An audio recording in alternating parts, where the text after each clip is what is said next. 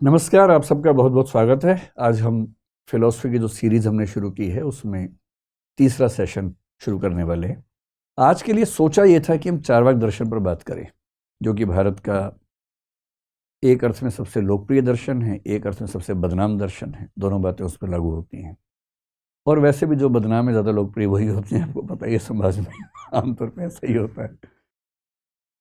लेकिन जब मैंने आज की क्लास के लिए थोड़ी प्लानिंग की और जब मैंने सोचा कि एक ऐसा व्यक्ति जिसको फिलॉसफी में कुछ नहीं पता अभी, उसको हम सीधे चार्वाक से शुरू करें, तो मुझे लगा कि वो जस्टिस नहीं होगा, अन्याय हो जाएगा।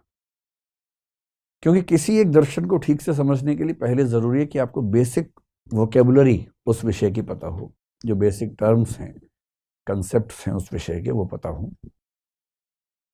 तो फिर मैंने तय किया कि चार्वाक को लाएंगे, 2-4 दिन के बाद ले आएंगे, लेकिन पहले 2-4 दिन कुछ बेसिक कंसेप्ट समझें, जिन कंसेप्ट से चार्वाक अपने आप समझ में आ जाता है। चार्वाक ही क्यों, जैनिज्म भी, बुद्धिज्म भी, वेदांत भी, शंकराचार्य भी, सब उन कंसेप्ट्स की बदौलत, उन कंसेप्ट्स की मदद से समझ में आते हैं, और पश्चिम के लोग भी उनसे समझ में आ जाते हैं।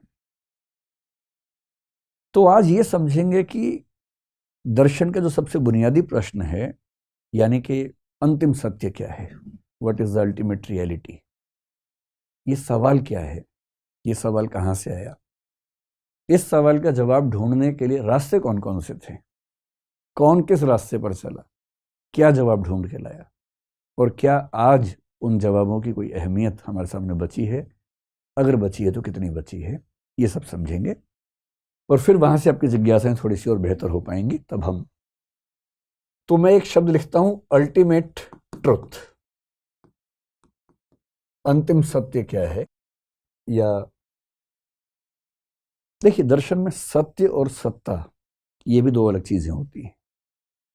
जब मैं कह रहा हूं कि ट्रुथ एक चीज है, तो ट्रुथ जरूरी नहीं है कि वही हो जिसको हम अल्टीमेट एग्जिस्टेंस कहें। और मैं आज जिस पर बात करना चाह रहा हूं वो अल्टीमेट एग्जिस्टेंस की बात है। यानी दरअसल वो कौन सी चीज है जिससे सब कुछ बना है, ये सारी दुनिया कैसे बनी, किसने बनाई, किस प्रोसेस से बनी। और जब दर्शन की बारीकियों में जाते हैं तो सत्य और सत्ता, ट्रुथ और एग्जिस्टेंस, ये भी अलग शब्द हो जाते हैं। जो पहला सेशन था, मैंने बताया था कि फिलॉसफी की 3 बेसिक ब्रांचेस, जिनमें से एक मेटाफिजिक्स है, एक एपिस्टेमोलॉजी है, एक जिसको हम एक्सियोलॉजी कहते हैं। लेकिन फिलॉसफी की जो मूल ब्रांच, जिसका इंटरेस्ट हम सबके मन में होता है, उस मूल ब्रांच का नाम मेटाफिजिक्स ही है। और मेटाफिजिक्स का मतलब क्या है, इस ब्रह्मांड के संबंध में अंतिम प्रश्नों के जवाब देना। हिंदी में इसको हम तत्व मीमांसा कहते हैं, मेटाफिजिक्स को। मेटाफिजिक्स को ही मोटे तौर पर एक और नाम से भी जानते हैं, जिसको बोलते हैं ओंटोलॉजी। तो कहीं आप ओंटोलॉजी शब्द पढ़ें तो इसका मतलब आपके स्तर पर यही है कि दोनों एक ही बातें हैं, एक ही शब्द को 2 तरीके से कहने का रिवाज है दर्शन में। मेटाफिजिक्स के 3 मूल प्रश्न मैंने आपको बताए थे, जिनमें से एक प्रश्न है इस संसार के बारे में, इस कॉस्मोस के बारे में। ये ब्रह्मांड, ये जगत, ये संसार कैसे बना, किसने बनाया, क्यों बनाया, ये सारे सवाल। दूसरा सवाल जो आपको ज्यादा इंटरेस्ट क्रिएट करेगा वो है आत्मा के बारे में, सोल, कॉन्शियसनेस बेसिकली। और तीसरा सवाल है ईश्वर के बारे में, जिसको बोलते हैं गॉड।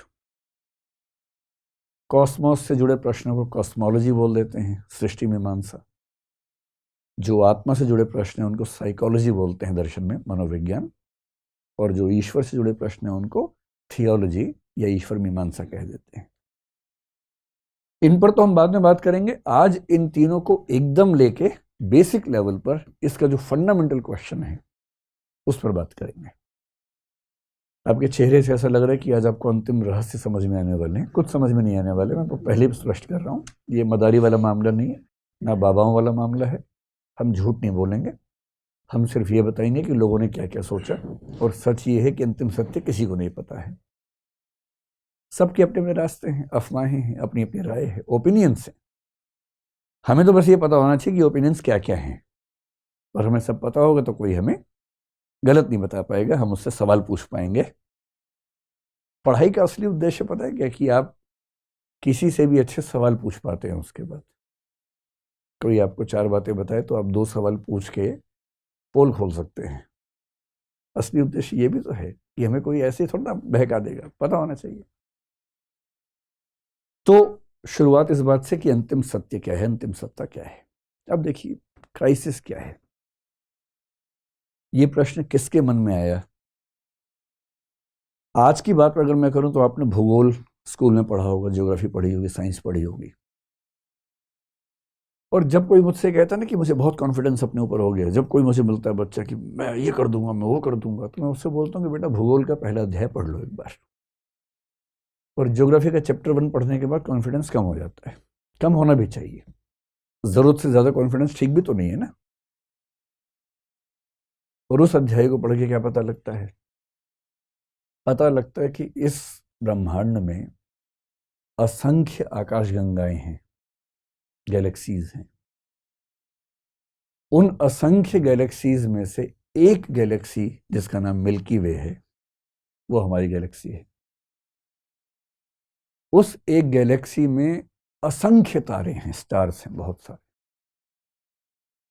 उन तारों में से एक छोटा तारा जिसका नाम सूर्य है, सन है, वो हमारा पड़ोसी है। पड़ोसी मतलब 15 करोड़ वर्ष, मतलब ये किलोमीटर की दूरी पर लगभग। उस सूर्य के साथ जो ज्ञात ग्रह हैं वो 9 के आसपास हैं, उस पर डिबेट चलती रहती है। उन 9 ग्रहों में से एक ग्रह पृथ्वी है। उस पृथ्वी पर 1 ट्रिलियन के आसपास स्पीशीज हैं, 1 लाख करोड़ स्पीशीज हैं। उन स्पीशीज में से एक स्पीशीज होमो सेपियंस सेपियंस है। इस दुनिया में आज के समय में 800 करोड़ होमो सेपियंस सेपियंस जिंदा हैं, उनमें से एक मैं हूं। ये मेरी औकात है। हम सबकी हैसियत दरअसल इतनी ही है।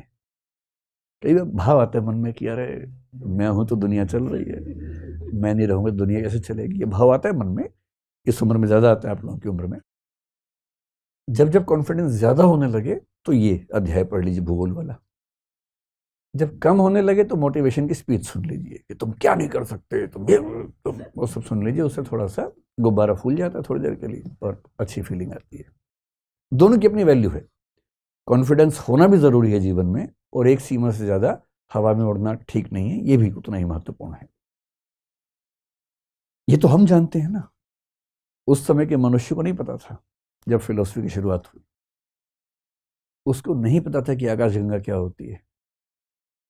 उस बेचारे को क्या पता कि तारे कितने होते हैं।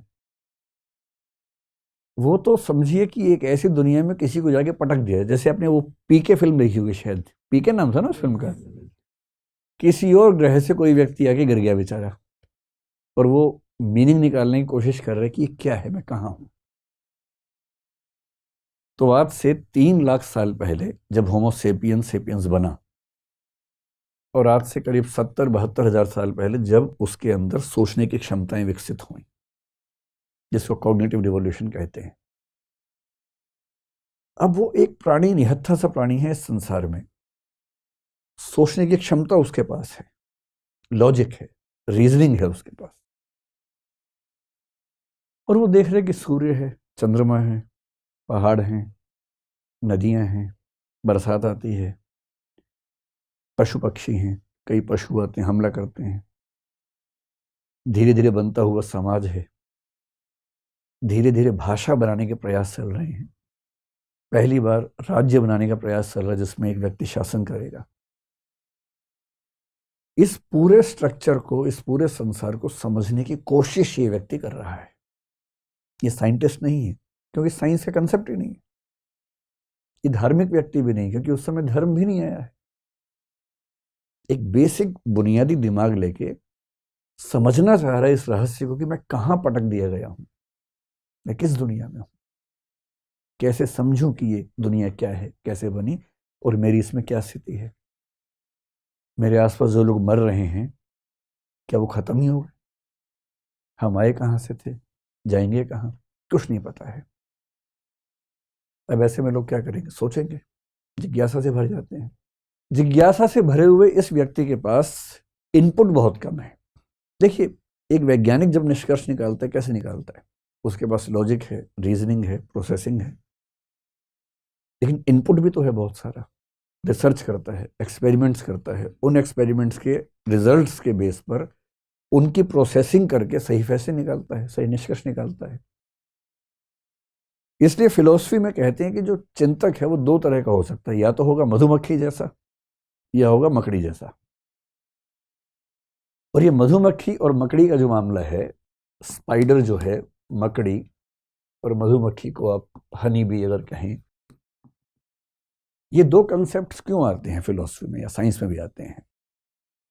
एक अच्छा वैज्ञानिक होता है मधुमक्खी जैसा, इसलिए वैज्ञानिकों का आदर्श है मधुमक्खी होना, काटने के लिए नहीं, मतलब मधुमक्खी होने का दूसरा मतलब है। यहां पर मधुमक्खी कैसे काम करती है, वो इस फूल पे जाके, इस पे जाके, इस पे जाके, इन सब फूल पे जाके उन सबसे पराग के कण लेके आती है और फिर उन सब की प्रोसेसिंग खुद करती है, और प्रोसेसिंग करने के बाद क्या बना लेती है, हनी बना लेती है, शहद बना लेती है। यानी वो प्रोसेसिंग खुद करेगी, लेकिन प्रोसेसिंग जिस चीज पे करेगी वो इनपुट्स बाहर से लेके आएगी, यहां से लाएगी, यहां से लाएगी, यहां से लाएगी, रियल इनपुट्स होंगे। और इन इनपुट्स की प्रोसेसिंग अपनी उन क्षमताओं से, जो क्षमताएं ईश्वर ने, प्रकृति ने उसको दी हैं, उनसे प्रोसेसिंग करेगी, और तब जो निचोड़ निकलेगा उसको हम शहद कहते हैं। ज्ञान की दुनिया में इसको आप निष्कर्ष मान लीजिए, जजमेंट मान लीजिए। पर मधुमक्खी बन सके इसके लिए इनपुट बाहर से मिलना जरूरी है। अगर इनपुट ही ना हो तब क्या करें, या कम हो तब क्या करें, तो मकड़ी बनना पड़ता है। और मकड़ी की खास बात यह है कि मकड़ी जो जाला बनाती है, उस जाला बनाने में प्रोसेसिंग भी वो करती है, और उस जाला बनाने का जो कच्चा माल है वो भी अपने अंदर से ही निकालती है।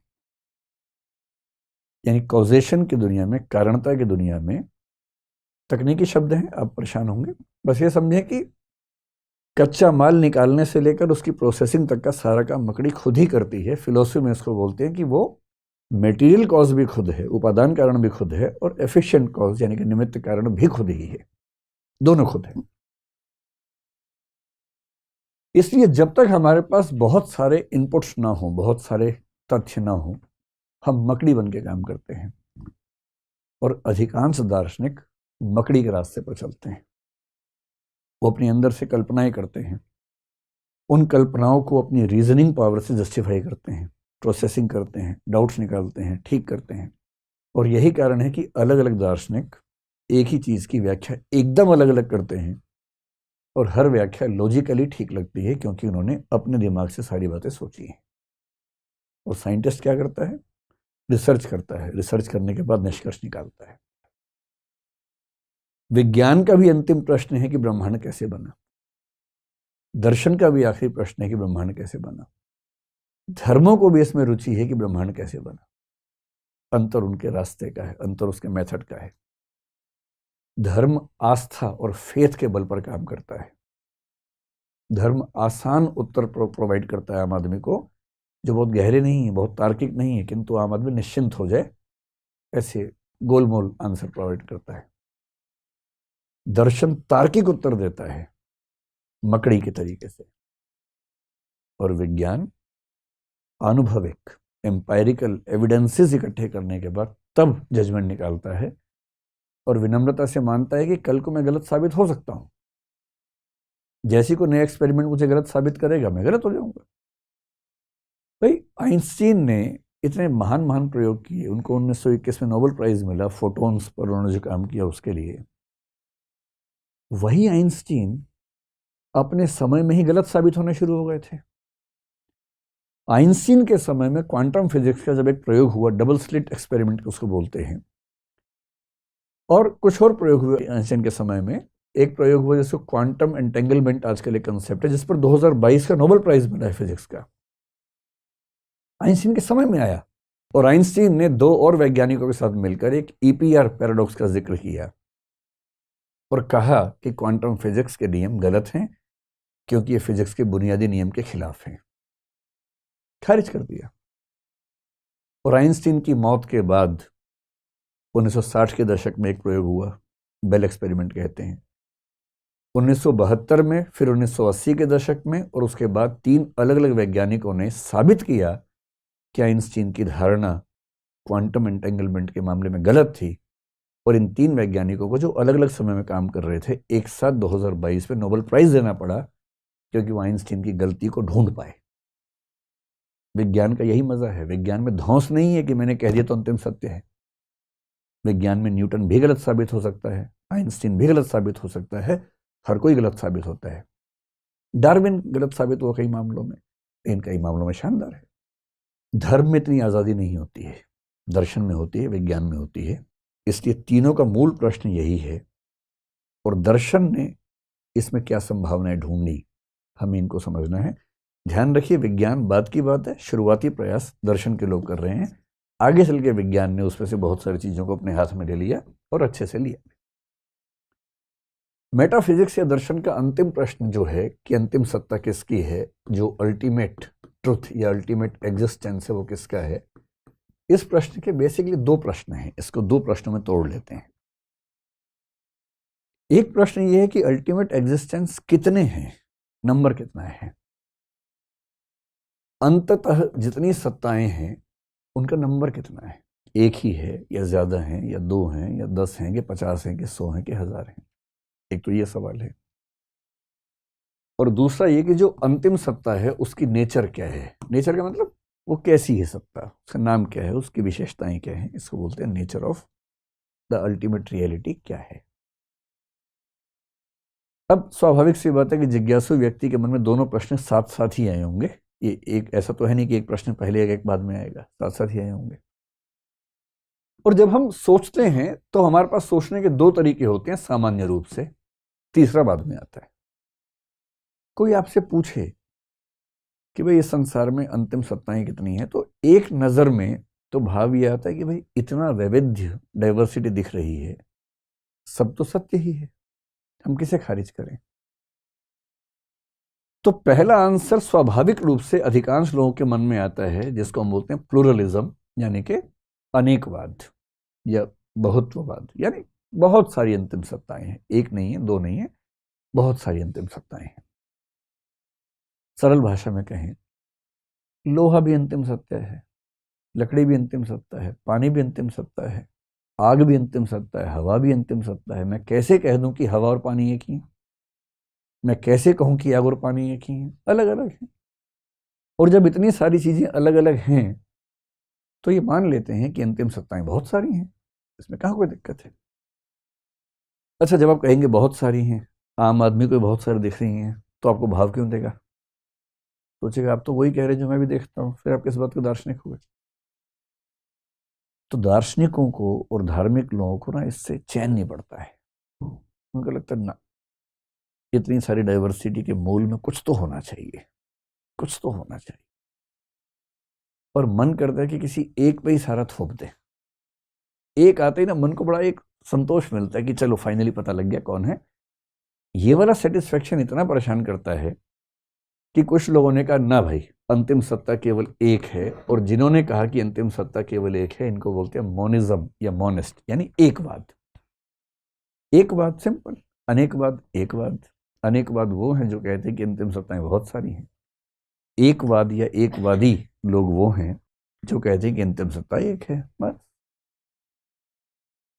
लेकिन इस बीच में कुछ और लोग उभरे और बोले कि ना, अंतिम सत्ता ना तो अनेक है ना एक है, बल्कि 2 हैं। और इनका नाम पड़ गया ड्यूअलिज्म या द्वैतवाद, जिसका मतलब है कि अंतिम सत्ताएं 2 हैं। अब आप सोचेंगे कि 2 का लफड़ा कहां से आ गया। अनेक समझ में आ रहा है कि बहुत सारी हैं। भाई जैसे आप यहां पर इतने सारे लोग हैं, मैं कैसे कह दूं कि मतलब लक्ष्मण जो है और जो दूसरा व्यक्ति है संजीव है, एक ही व्यक्ति है? नहीं, अलग अलग व्यक्ति हैं, आप सब अलग अलग व्यक्ति हैं। और यदि मुझे सबको रिड्यूस करना है तो मैं एक में ही करूंगा ना, कि एक ईश्वर है, उसी ने आप सबको बनाया। ये 2 की बात कहां से आ रही है? लेकिन दर्शन में खास समस्या है, जिसकी वजह से कुछ लोग ड्यूअलिज्म की बात करते हैं, और उनकी मजबूरी है करने की। क्यों करते हैं? अगर आप ड्यूअलिज्म का आंसर सुन लेंगे तो बात सारी स्पष्ट हो जाएगी। ड्यूअलिज्म कहता है कि एक सत्ता है मैटर की और एक सत्ता है कॉन्शियसनेस की। मैटर को हिंदी में बोलते हैं जड़ पदार्थ या भौतिक पदार्थ, कॉन्शियसनेस को हिंदी में बोलते हैं चेतना या चेतन पदार्थ या चेतना कह लीजिए उसको। ये सारा खेल कैसे हो रहा है, अगर इन दोनों को समझेंगे तो पूरी कहानी स्पष्ट हो जाएगी, पूरी की पूरी कहानी स्पष्ट हो जाएगी। क्या कहानी है देखिए, ये मैटर कॉन्शियसनेस की कहानी कैसे काम करती है। इस दुनिया में जितनी चीजें हैं ना, हम कोशिश करते हैं सबको सेट करते हैं कि एक के अंदर ही सेट हो जाए, कोशिश करके देखते हैं, ठीक। तो मैं जितनी भी चीजों को बांटूंगा तो मैं पाऊंगा कि या तो मैं उनको एक वर्ग मैटर में सेट कर सकता हूं, या मैं उनको एक दूसरे वर्ग कॉन्शियसनेस यानी कि चेतना में एडजस्ट कर सकता हूं। जैसे लोहा है, लोहे को कहां रखेंगे आप, तो आयरन यहां आ गया। पानी कहां आएगा, यहीं आ जाएगा। आग कहां आएगी, आग भी यहीं आ जाएगी। हवा कहां आएगी, हवा भी यहां आ जाएगी। कई लोग बोलते हैं कि हवा यहां आएगी, नहीं, हवा वहां नहीं आएगी, हवा भी मैटर है। ये सब कुछ यहां आ जाएगा, लोहा, लकड़ी, जो जो भी आपको समझ में आता हो इस तरह की चीजें, वो सब यहां आ जाएंगी। लेकिन अगर मैं आपसे पूछूं कि एक चीज है विचार, थॉट, थॉट भी तो है ना दुनिया में, हम सब लोग थॉट मतलब सोचते हैं, थॉट्स हमारे मन में आती हैं। फिर आपके मन में एक चीज आती है इमोशन। जब लोग दीवाने होकर बोलते हैं, ऐसे करते हैं, मैं तेरे लिए जान दे सकता हूं, ये बकवास है। यहाँ जो दिल है वो केवल पंपिंग करता है ब्लड की। जब बहुत ज्यादा इमोशन है तो सिर के दाईं तरफ हाथ रख के बोल रहे हैं मैं तेरे लिए जान दे सकता हूँ, क्योंकि राइट हेमिस्फीयर ऑफ माइंड में इमोशंस आते हैं। इमोशंस यहाँ नहीं आते हैं, ये कल्पनाएं हैं। इमोशंस यहाँ आते हैं, राइट साइड में आते हैं। तो अगली बार जब किसी को अंगूठी उंगूठी पहनाओ तो ऐसे करके बोलना कि मैं तेरे लिए मैं तेरे लिए जान दे सकता हूँ, राइट साइड में। लेफ्ट में लॉजिक होता है ज़्यादा, राइट में इमोशन ज़्यादा काम करते हैं। तो जब आपके दिमाग में विचार ज़्यादा हैं तो आपके दिमाग का लेफ्ट वाला हिस्सा ज़्यादा एक्टिव है। जब इमोशन ज़्यादा है तो दिमाग का राइट हिस्सा एक्टिव है, और ये तो बिल्कुल एक्टिव, मतलब ये तो हमेशा एक्टिव रहता है। इसका काम तो ब्लड की पंपिंग करना है, ब्लड की सफाई करना है। ये ब्लड सफाई नहीं करेगा तो मर जाएंगे 2 मिनट के अंदर, तो ये तो करता ही रहेगा। इससे कोई लिंक आपके इमोशंस का नहीं है। लेकिन अफवाह फैली हुई है, लोग कविताएं लिख रहे हैं दिल पे, लेकिन दरअसल दिल की कोई भूमिका इमोशंस में है नहीं। थॉट्स हैं, इमोशंस हैं, इसके अलावा कभी कभी आपकी विल पावर भी काम करती है कि मैं आज तो सिगरेट छोड़ ही दूंगा, मुझे कसम है मेरी मैया की अगर मैंने सिगरेट पी तो। और विल पावर से आदमी कई बार छोड़ भी देता है कुछ चीज़ें, या कुछ चीज़ें शुरू करता है। कल से सुबह 5 बजे उठ के प्राणायाम करना ही करना है, और मान लीजिए सच में कर लिया तो विल पावर है इसका मतलब। नहीं कर पाए तो विल पावर की कमी है। ये विल पावर क्या चीज़ है, ये विल पावर भी तो कॉन्शियस वाली चीज़ है ना। थिंकिंग का मामला हो, इमोशंस का मामला हो, विल पावर का मामला हो, इन्हीं से जुड़ी बहुत सारी और भी चीज़ें हैं। कोई राय है आपकी, ओपिनियन है, ये ओपिनियन क्या चीज़ है। आपका कोई बिलीफ है, विश्वास है, आपको यहाँ तक कि अंधविश्वास मान लीजिए, सुपरस्टिशन है, वो क्या है। अब आपके मन में कभी कभी आ रहा होगा कि ये क्लासिफिकेशन जैसे हो रहा है, इसका आधार क्या है। मैं आपको आधार बताता हूँ। आपने कुछ ऐसे लोगों को सुना होगा कि आपको पता है कि आत्मा पर रिसर्च करते हुए एक व्यक्ति ने आत्मा का वजन बताया 21 ग्राम की आत्मा होती है। एक रिसर्च है, बाद में खारिज हो गई वैसे वो रिसर्च, लेकिन कुछ मतलब मैं ऐसे शब्दों का प्रयोग करने से बचता हूँ, लेकिन मैं कहना चाह रहा हूँ कि ऐसे मूर्खों की बातें मत आइएगा। ये बहुत बड़ी मूर्खता वाली बात है अगर कोई आत्मा का वजन 21 ग्राम बता रहा है तो। क्यों? क्योंकि जितने लोग आत्मा को मानते हैं उनमें से अधिकांश ये मानते हैं कि आत्मा एक कॉन्शियस चीज है, और कॉन्शियस चीज का वजन नहीं हो सकता। इसलिए आत्मा का वजन बताना एक तरह का गधापन है, अगर आप उसको कॉन्शियस मान रहे हैं तो। हालांकि कुछ लोग आत्मा को कॉन्शियस नहीं भी मानते, वो ऐसी बात करें समझ में आता है, लेकिन जो कॉन्शियस मानते हैं, जो कि ज्यादातर लोग हैं, आपने ये भी सुना होगा कि एक बार एक आदमी मरने वाला था, उसके कमरे की सारी खिड़कियां दरवाजे बंद कर दिए गए, कोई जगह नहीं छोड़ी गई, और जैसे ही वो मरा कांच टूट गया। मुझे नहीं पता कांच क्यों टूटा, टूटा कि नहीं टूटा, लेकिन अगर टूटा है तो उसकी वजह कुछ और रही होगी, ज़्यादा गर्मी हो गई होगी, ये सब वजह रही होगी। क्योंकि आत्मा को निकलने के लिए कांच तोड़ने की जरूरत नहीं, क्योंकि आत्मा विचार जैसी है। एक बात ऐसी हुई कि कमरा बंद है, विचार नहीं आ रहे मेरे मन में। अब सोच के देखिए, या शीशा लगा इसे धूप नहीं आ रही, धूप तो भौतिक वस्तु है। जब धूप जैसी भौतिक वस्तु, धूप क्या है, प्रकाश क्या है, इलेक्ट्रोमैग्नेटिक वेव है। जिसको आइंस्टीन ने साबित किया कि प्रकाश केवल वेव नहीं है, पार्टिकल भी है, फोटॉन्स उसका नाम दिया, उसी में नोबेल प्राइज मिला उसको। धूप जैसी चीज जो प्रकाश है, जो कि भौतिक वस्तु है, जब वो शीशा तोड़े बिना अंदर आ सकती है, तो चेतना, शुद्ध चेतना, जिसका मतलब है विचार, भावना। और कोई अगर आपसे ये कहता वो देखे ना कि मैं बहुत परेशान हूं, कमरे के अंदर बंद हूं और मुझे याद नहीं आ रहा कुछ भी, मेरे विचार बाहर छूट गए थे और मैं अंदर आ गया हूं, मुझे अपने विचार लाने के लिए बाहर जाना है, दरवाजा खोल दो या खिड़की खोल दो ताकि विचार आ सके अंदर। ये कुछ कुछ वैसी बात है। इसलिए ऐसे लोगों की बात में नहीं आना है, तर्क का प्रयोग करना है, दिमाग का इस्तेमाल करना है। भौतिक वस्तु क्या है? बहुत लोगों ने कोशिश की डिफाइन करने की, कोई फाइनली कर नहीं पाए, लेकिन एक दो बातें स्पष्ट हो गई। भौतिक वस्तु का पहला लक्षण यह है कि वो स्थान जरूर घेरती है, उसमें एक्सटेंशन होता है, यानी वो स्पेस लेती है, उसमें वॉल्यूम होता है। ये सबसे बेसिक कैरेक्टरिस्टिक है। जो भी चीज स्थान घेरती है वो भौतिक वस्तु है। सिंपल है। ये नहीं कि वो मोटी होगी, पतली होगी, उसको छू सकते हैं, नहीं। कई चीजें आप छू नहीं पाएंगे, लेकिन वो स्थान घेरेंगे। कुछ भी मास एंड वॉल्यूम आप कह लीजिए, लेकिन बहुत सरल भाषा में बोलते हैं कि वो स्थान घेरती है। ठीक। दूसरा कि भौतिक वस्तु जैसी भी हो, उसको कभी ना कभी किसी ना किसी तरीके से, जो हमारी इंद्रियां हैं, इंद्रिय समझते हैं, आंख, कान, नाक, जीभ, त्वचा, ये जो है 5 सेंसेस हैं, सेंस ऑर्गन्स हैं। इन 5 सेंस ऑर्गन्स में से किसी ना किसी सेंस ऑर्गन से इन्हें परसीव किया जा सकता है, प्रत्यक्ष किया जा सकता है, ज्ञान प्राप्त किया जा सकता है। लेकिन इसका मतलब ये नहीं है कि नंगी आंखों से आप देख लेंगे। माइक्रोस्कोप बनाएंगे तो भी देखेंगे तो आंखों से ही। हो सकता है कि माइक्रोस्कोप बनाने के बाद देख पाए, हो सकता है कि टेलीस्कोप बनाने के बाद देख पाए, लेकिन टेलीस्कोप में अगर इतनी ताकत है तो खुद देख ले अपने आप। देख तो नहीं पाएगा ना, टेलीस्कोप तो आपके देखने की क्षमताएं बड़ी कर देगा, माइक्रोस्कोप बहुत छोटी चीजें देखने की क्षमता आपकी पैदा कर देगा। कुछ यंत्र आपकी सुनने की क्षमताएं बढ़ा देंगे, लेकिन सुनने की क्षमता तो आपकी इंद्रियों में ही है ना, कहीं और से तो आएगी नहीं। जो भी भौतिक पदार्थ है वो किसी न किसी ज्ञानेंद्रिय से जाना जा सकता है, बेशक कुछ इंस्ट्रूमेंट्स और डिवाइसेस की मदद से जाना जाए। अब बताइए, हवा क्या है? भौतिक है, क्योंकि हवा को टच होती है, स्थान घेरती है हवा। इलेक्ट्रोमैग्नेटिक वेव्स हमारे जैसे प्रकाश है, प्रकाश आप आंख से मतलब प्रकाश को फील कर सकते हैं। धूप अगर है तो आपकी बॉडी पे टच होती है, समझ में आता है कि प्रकाश है। जो इलेक्ट्रॉन्स बह रहे हैं किसी तार के अंदर, जिसको हम करंट कहते हैं, छू के देखिए, पता लग जाएगा एकदम कि भौतिक है कि नहीं है।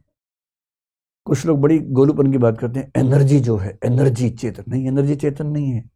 एनर्जी भी भौतिक वस्तु है, क्योंकि मास और एनर्जी को आप कन्वर्ट करते हैं, इसका मतलब है कि भौतिक वस्तु है। इलेक्ट्रॉन्स का प्रवाह भौतिक वस्तु है, चेतन नहीं है। हाँ, किसने बहुत बढ़िया बात आपसे कही, आपके मन में एनर्जी आ गई, मोटिवेशन आ गया, वो एक अलग एनर्जी है। यहाँ उसकी बात नहीं हो रही है। फिजिकल चीजों से बनने वाली जो एनर्जी है, वो एनर्जी भी फिजिकल है, चाहे वो प्रवाह के रूप में हो, किसी भी रूप में हो। आपने आग, कोयले में आग लगा के उसकी हीट से, उसकी भाप से टरबाइन चला के बिजली बना ली, ये सब कुछ भौतिक है।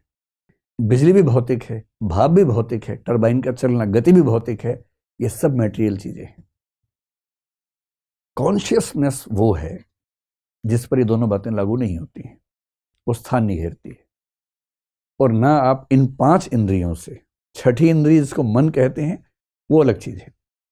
इन 5 इंद्रियों से आप इन चीजों को परसीव नहीं कर सकते। तो जिस भी चीज को आप परसीव 5 इंद्रियों से ना कर सकें, और जो भी चीज स्थान न घेरती हो, मोटे तौर पर मान लीजिए कि वो कॉन्शियसनेस है, या उससे निकलने वाली कोई चीज है, थॉट है। क्या आप बता सकते हैं कि आपका कौन सा विचार दूसरे विचार की तुलना में लंबा है, मोटा है, आगे खड़ा है, पीछे बैठा है? नहीं बता सकते। स्थान नहीं घेरता है। भावना भी स्थान नहीं घेरती है ना। आपने कभी अपने आप से कहा हो कि मैं अच्छाई की भावना लाना चाहूँ, पर बुराई की भावना आगे खड़ी हुई है, जगह नहीं दे रही उसको, ये बुराई तो हट ताकि अच्छाई आगे आ सके? नहीं, कुछ मतलब नहीं इन बातों का, क्योंकि स्थान नहीं घेरते हैं। और 5 इंद्रियों से आप नहीं देख सकते, आप अपनी आंख से अपने विचार को नहीं देख सकते, कुछ भी कर लें। कंसेप्चुअलाइज करना पड़ेगा, और कंसेप्ट बनाने की प्रक्रिया चेतन प्रक्रिया है, जिस पर सुकरात ने बहुत काम किया। भारत में कई लोगों ने, न्याय दर्शन ने बहुत काम किया उस पर। लेकिन कोई ये नहीं कहता कि भौतिक वस्तु है। अब कुछ दार्शनिक देखिए कितना गहरा सोच रहे हैं, इतना गहरा सोचते सोचते आ गए कि हम सारी भौतिक वस्तुओं को तो एक मान लेंगे कि भाई ये सब अंदर ही अंदर एक ही है, दिखने में अलग है, लोहा लकड़ी पानी बिजली सब एक ही है, हवा भी एक ही है, क्योंकि इन सब में एक कॉमन फैक्टर तो है कि स्थान घेरते हैं। और जितनी ये सब चीजें हैं ये सब भी अंदर ही अंदर एक हैं, क्योंकि इनमें भी कॉमन फैक्टर है कि ये स्थान नहीं घेरते और ये परसेप्टेबल नहीं है, ये हमारे 5 इंद्रियों से 5 सेंसेस से परसेप्शन नहीं हो सकता, प्रत्यक्ष नहीं हो सकता, अनुभव नहीं हो सकता। लेकिन कोई मुझसे कहे कि मैं इन दोनों को मिला के एक कर दूं, वो कैसे करूंगा? और जो लोग यहां के रुक जाते हैं उनको बोलते हैं ड्यूअलिस्ट, कि भाई अंतिम रूप से 2 सत्ताएं हैं, एक भौतिक एक चेतन। सारी भौतिक चीजों को मिला के एक मान लो, कोई बात नहीं, सारी चेतन चीजों को मिला के एक मान लो, पर मैं किसी भी आर्गुमेंट से ये कैसे साबित कर दूं कि भौतिक ही चेतन है और चेतन ही भौतिक है? मैं लोहे से विचार कैसे बना दूं और भावना से लकड़ी कैसे बना दूंगा? ये कैसे करूं? पर जिनका मन करता है ना कुछ और करना है, फिर वो आते हैं इस पर मौनिज्म पे, वो कहते हैं कि ना भाई अंत में तो एक ही सत्ता रहेगी। और इनके सामने कितना बड़ा चैलेंज है, आप समझ पा रहे हैं? अभी तक की जो बात हुई अगर मैं समअप कर दूं थोड़ा सा आसान भाषा में, आप लोग अभी हैं दैहिक रूप से, मतलब देह और मन दोनों के साथ हैं। कई बार क्या होता है कि शरीर तो है ही, मन है नहीं, सवाल उसका होता है। अब तक की जो बात हमने की थोड़ी सी बात वो ये है कि अल्टीमेट रियलिटी क्या है, इसको लेके नंबर्स की बात करें 3 ऑप्शंस हैं। जो सबसे सामान्य विचार है वो ये कि भाई बहुत सारे सत्ताएं हैं, और भारत के दर्शन में जैसे हमने पढ़ा तो भारत में चारवाक भी ये मानते हैं कि बहुत सारे सत्ताएं हैं, जैन भी ये मानते हैं बहुत सत्ताएं हैं, बौद्ध भी ये मानते हैं बहुत सारे सत्ताएं हैं, न्याय भी ये मानते हैं, वैशेषिक भी ये मानते हैं, मीमांसा वाले भी ये मानते हैं। जो नहीं मानते केवल सांख्य योग नहीं मानता और वेदांत नहीं मानता, बाकी सब मानते हैं कि सत्ताएं बहुत सारी हैं, बहुत सारी एग्जिस्टेंस हैं। तो अगर मैं मोटी सी बात आपसे कहूं कि भारत के अधिकांश दार्शनिक किस रास्ते पर चलते हैं? प्लूरलिज्म के रास्ते पर चलते हैं, अनेकवाद के रास्ते पर चलते हैं कि अंतिम सत्ताएं बहुत सारी हैं। फिर कुछ और गहराई में जाते हैं, वो कहते हैं ना, सारी मटेरियल चीजें एक मान लूंगा, सारी कॉन्शियस एक मान लूंगा, पर इनको कैसे एक मानूं? कौन सा रास्ता? ड्यूअलिज्म। और ड्यूअलिज्म के रास्ते पर भारत में चलने वाला दर्शन जो है वो सांख्य है, और थोड़ा सा योग भी कह सकते हैं, क्योंकि वो दोनों की मेटाफिजिक्स सेम है। भारत में सांख्य और योग, मुख्य रूप से सांख्य रियल ड्यूअलिस्ट फिलॉसफी है, एकदम द्वैतवाद। आगे चल के रामानुज ने एक द्वैत विशिष्ट अद्वैत की बात की, मैंने कहा था ना विशिष्ट अद्वैतवाद उनका है।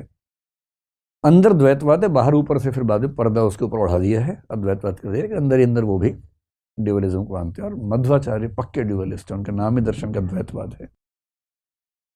ये 2-3 ब्रांचेस द्वैतवाद को मानते हैं, पर कुछ लोगों का मन नहीं मानता है, उनको चाहिए अंतिम सत्ता एक सिर्फ। और जो अंतिम सत्ता को एक मानते हैं उनमें भारत में सबसे बड़े दार्शनिक हैं शंकराचार्य। उनका दर्शन क्या कहलाता है? अद्वैत वेदांत। अद्वैत वेदांत।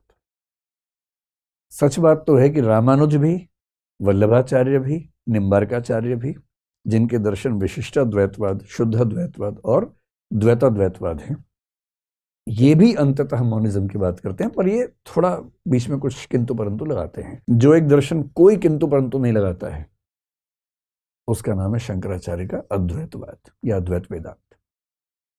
थोड़ी सी मात्रा में हम बौद्ध दर्शन की एक परंपरा माध्यमिक शून्यवाद है, उसको भी इसमें रखेंगे, लेकिन जब उसको पढ़ेंगे तब समझेंगे, अभी उसमें डाउट पे नहीं जाना है। ऐसे पश्चिम में है बहुत सारे दार्शनिक हैं। अब मेरे ख्याल से आप समझ गए कि संख्याओं के हिसाब से दर्शन 3 प्रकार के होते हैं।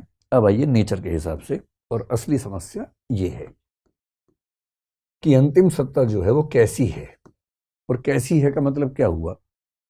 आप अंतिम सत्ता के बारे में एक ऑप्शन ये मान सकते हैं, स्पेशली अगर आप मोनिस्ट हैं, अगर आप एकवादी हैं, आपको बताना पड़ेगा कि भाई वो जड़ है या चेतन है, इनमें से एक ही मान सकते हैं। एक तरीका है कि आप मान लें कि अंतिम सत्ता मैटर की है, यानी जड़ पदार्थ की है, चेतना की नहीं है। लेकिन आप समझ रहे हैं कितना संकट आपके सामने आने वाला है। आपको साबित करना पड़ेगा कि लोहे और लकड़ी से विचार कैसे पैदा हुए, क्योंकि आप चेतना की सत्ता नहीं मान रहे। आप समझ रहे हैं, मैं सिर्फ रिवाइज कर रहा हूं अपने आप में, आप समझ पा रहे हैं? ये तो नहीं लग रहा कि गलत विषय में घुस गए, वही ज़्यादा अच्छा था गाने वाने सुनना। मतलब वो भी अच्छा है, ये भी अच्छा है। जिंदगी को एक पक्ष में नहीं रहना चाहिए, हर पक्ष का मजा है। एक कवि हुए रघुवीर सहाय, हिंदी साहित्य में आधुनिक काल में, इतना बढ़िया लिख के गए, हम तो सारा का सारा लेंगे जीवन, हम तो सारा का सारा लेंगे जीवन, कम से कम वाली बात ना हमसे कहिए। ये थोड़ा ना कि केवल गाने सुनेंगे या केवल फिलोसफी पढ़ेंगे, दिन में फिलोसफी, शाम को गाना सुनिए, क्या दिक्कत है? मजा डाइवर्सिटी में, क्यों एक रास्ते पर चलना है?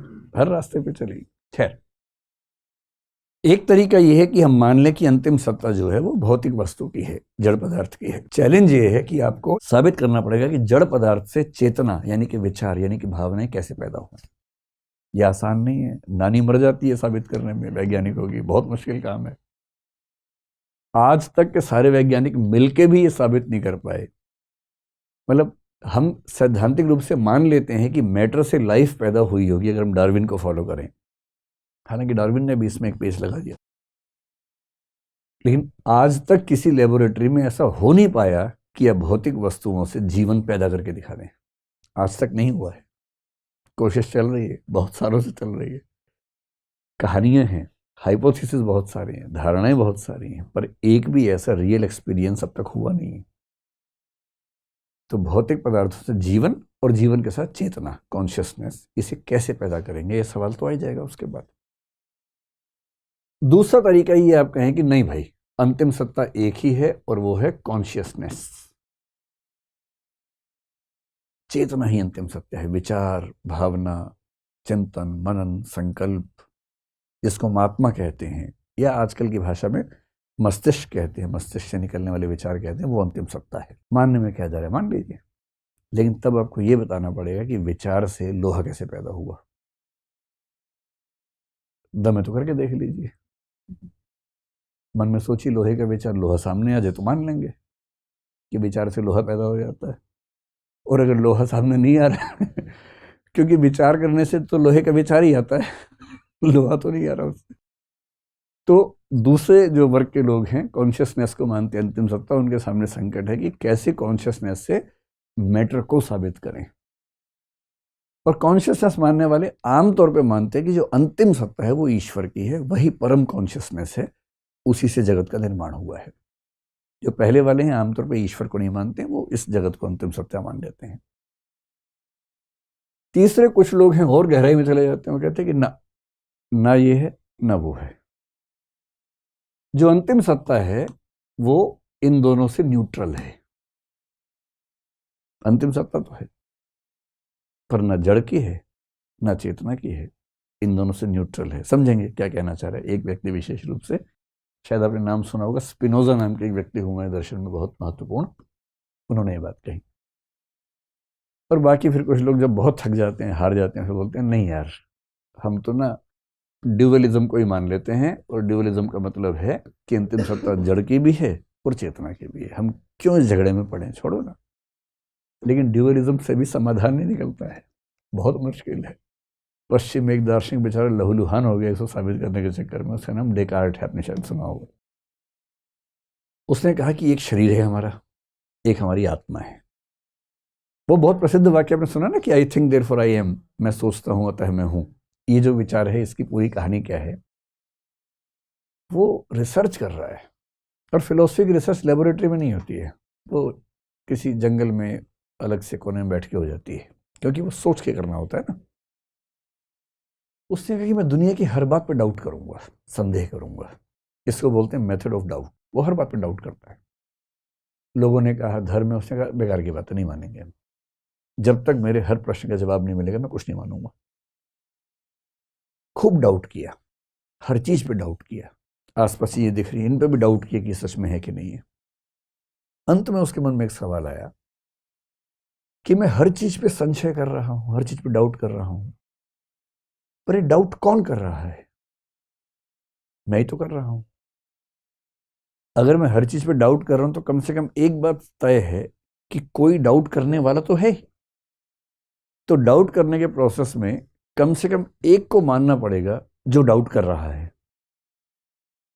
अभी आप लोग कितने खुश हो रहे हैं, हाँ कितना अच्छा निष्कर्ष है, एकदम दो कौड़ी का निष्कर्ष निकला बाद में। ये बाद में पता लगा एकदम बकवास बात है ये, लेकिन उस समय लोग बड़े दीवाने हो गए इस बात के, बड़े दीवाने हो गए कि डाउट के प्रोसेस में एक चीज पे डाउट नहीं कर सकते, और वो ये कि कोई डाउट कर रहा है। तो डाउट कौन कर रहा है? आई थिंक का मतलब आई डाउट बेसिकली है, I doubt therefore I am, basically ये है। तो डाउट कौन कर रहा है? मेरा हाथ तो नहीं कर रहा, मेरा पैर तो नहीं कर रहा, नाक तो नहीं कर रही, माथा तो नहीं कर रहा। तो डाउट करने वाला कोई चेतन हो सकता है।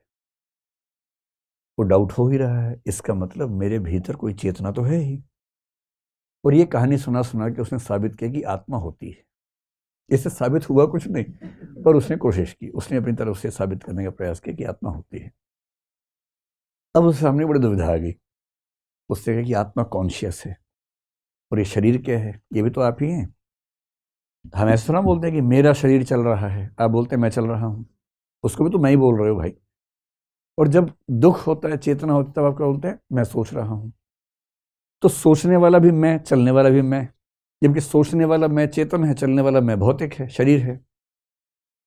अब उसके सामने बड़ा क्राइसिस है। उसने मान लिया कि शरीर एकदम अलग चीज है, चेतना एकदम अलग चीज है, आत्मा एकदम अलग चीज है। अब उसको ये समझाना है कि कभी कभी क्या होता है कि मेरा मूड खराब होने से मेरा शरीर निष्क्रिय होने लगता है। सबके साथ होता है।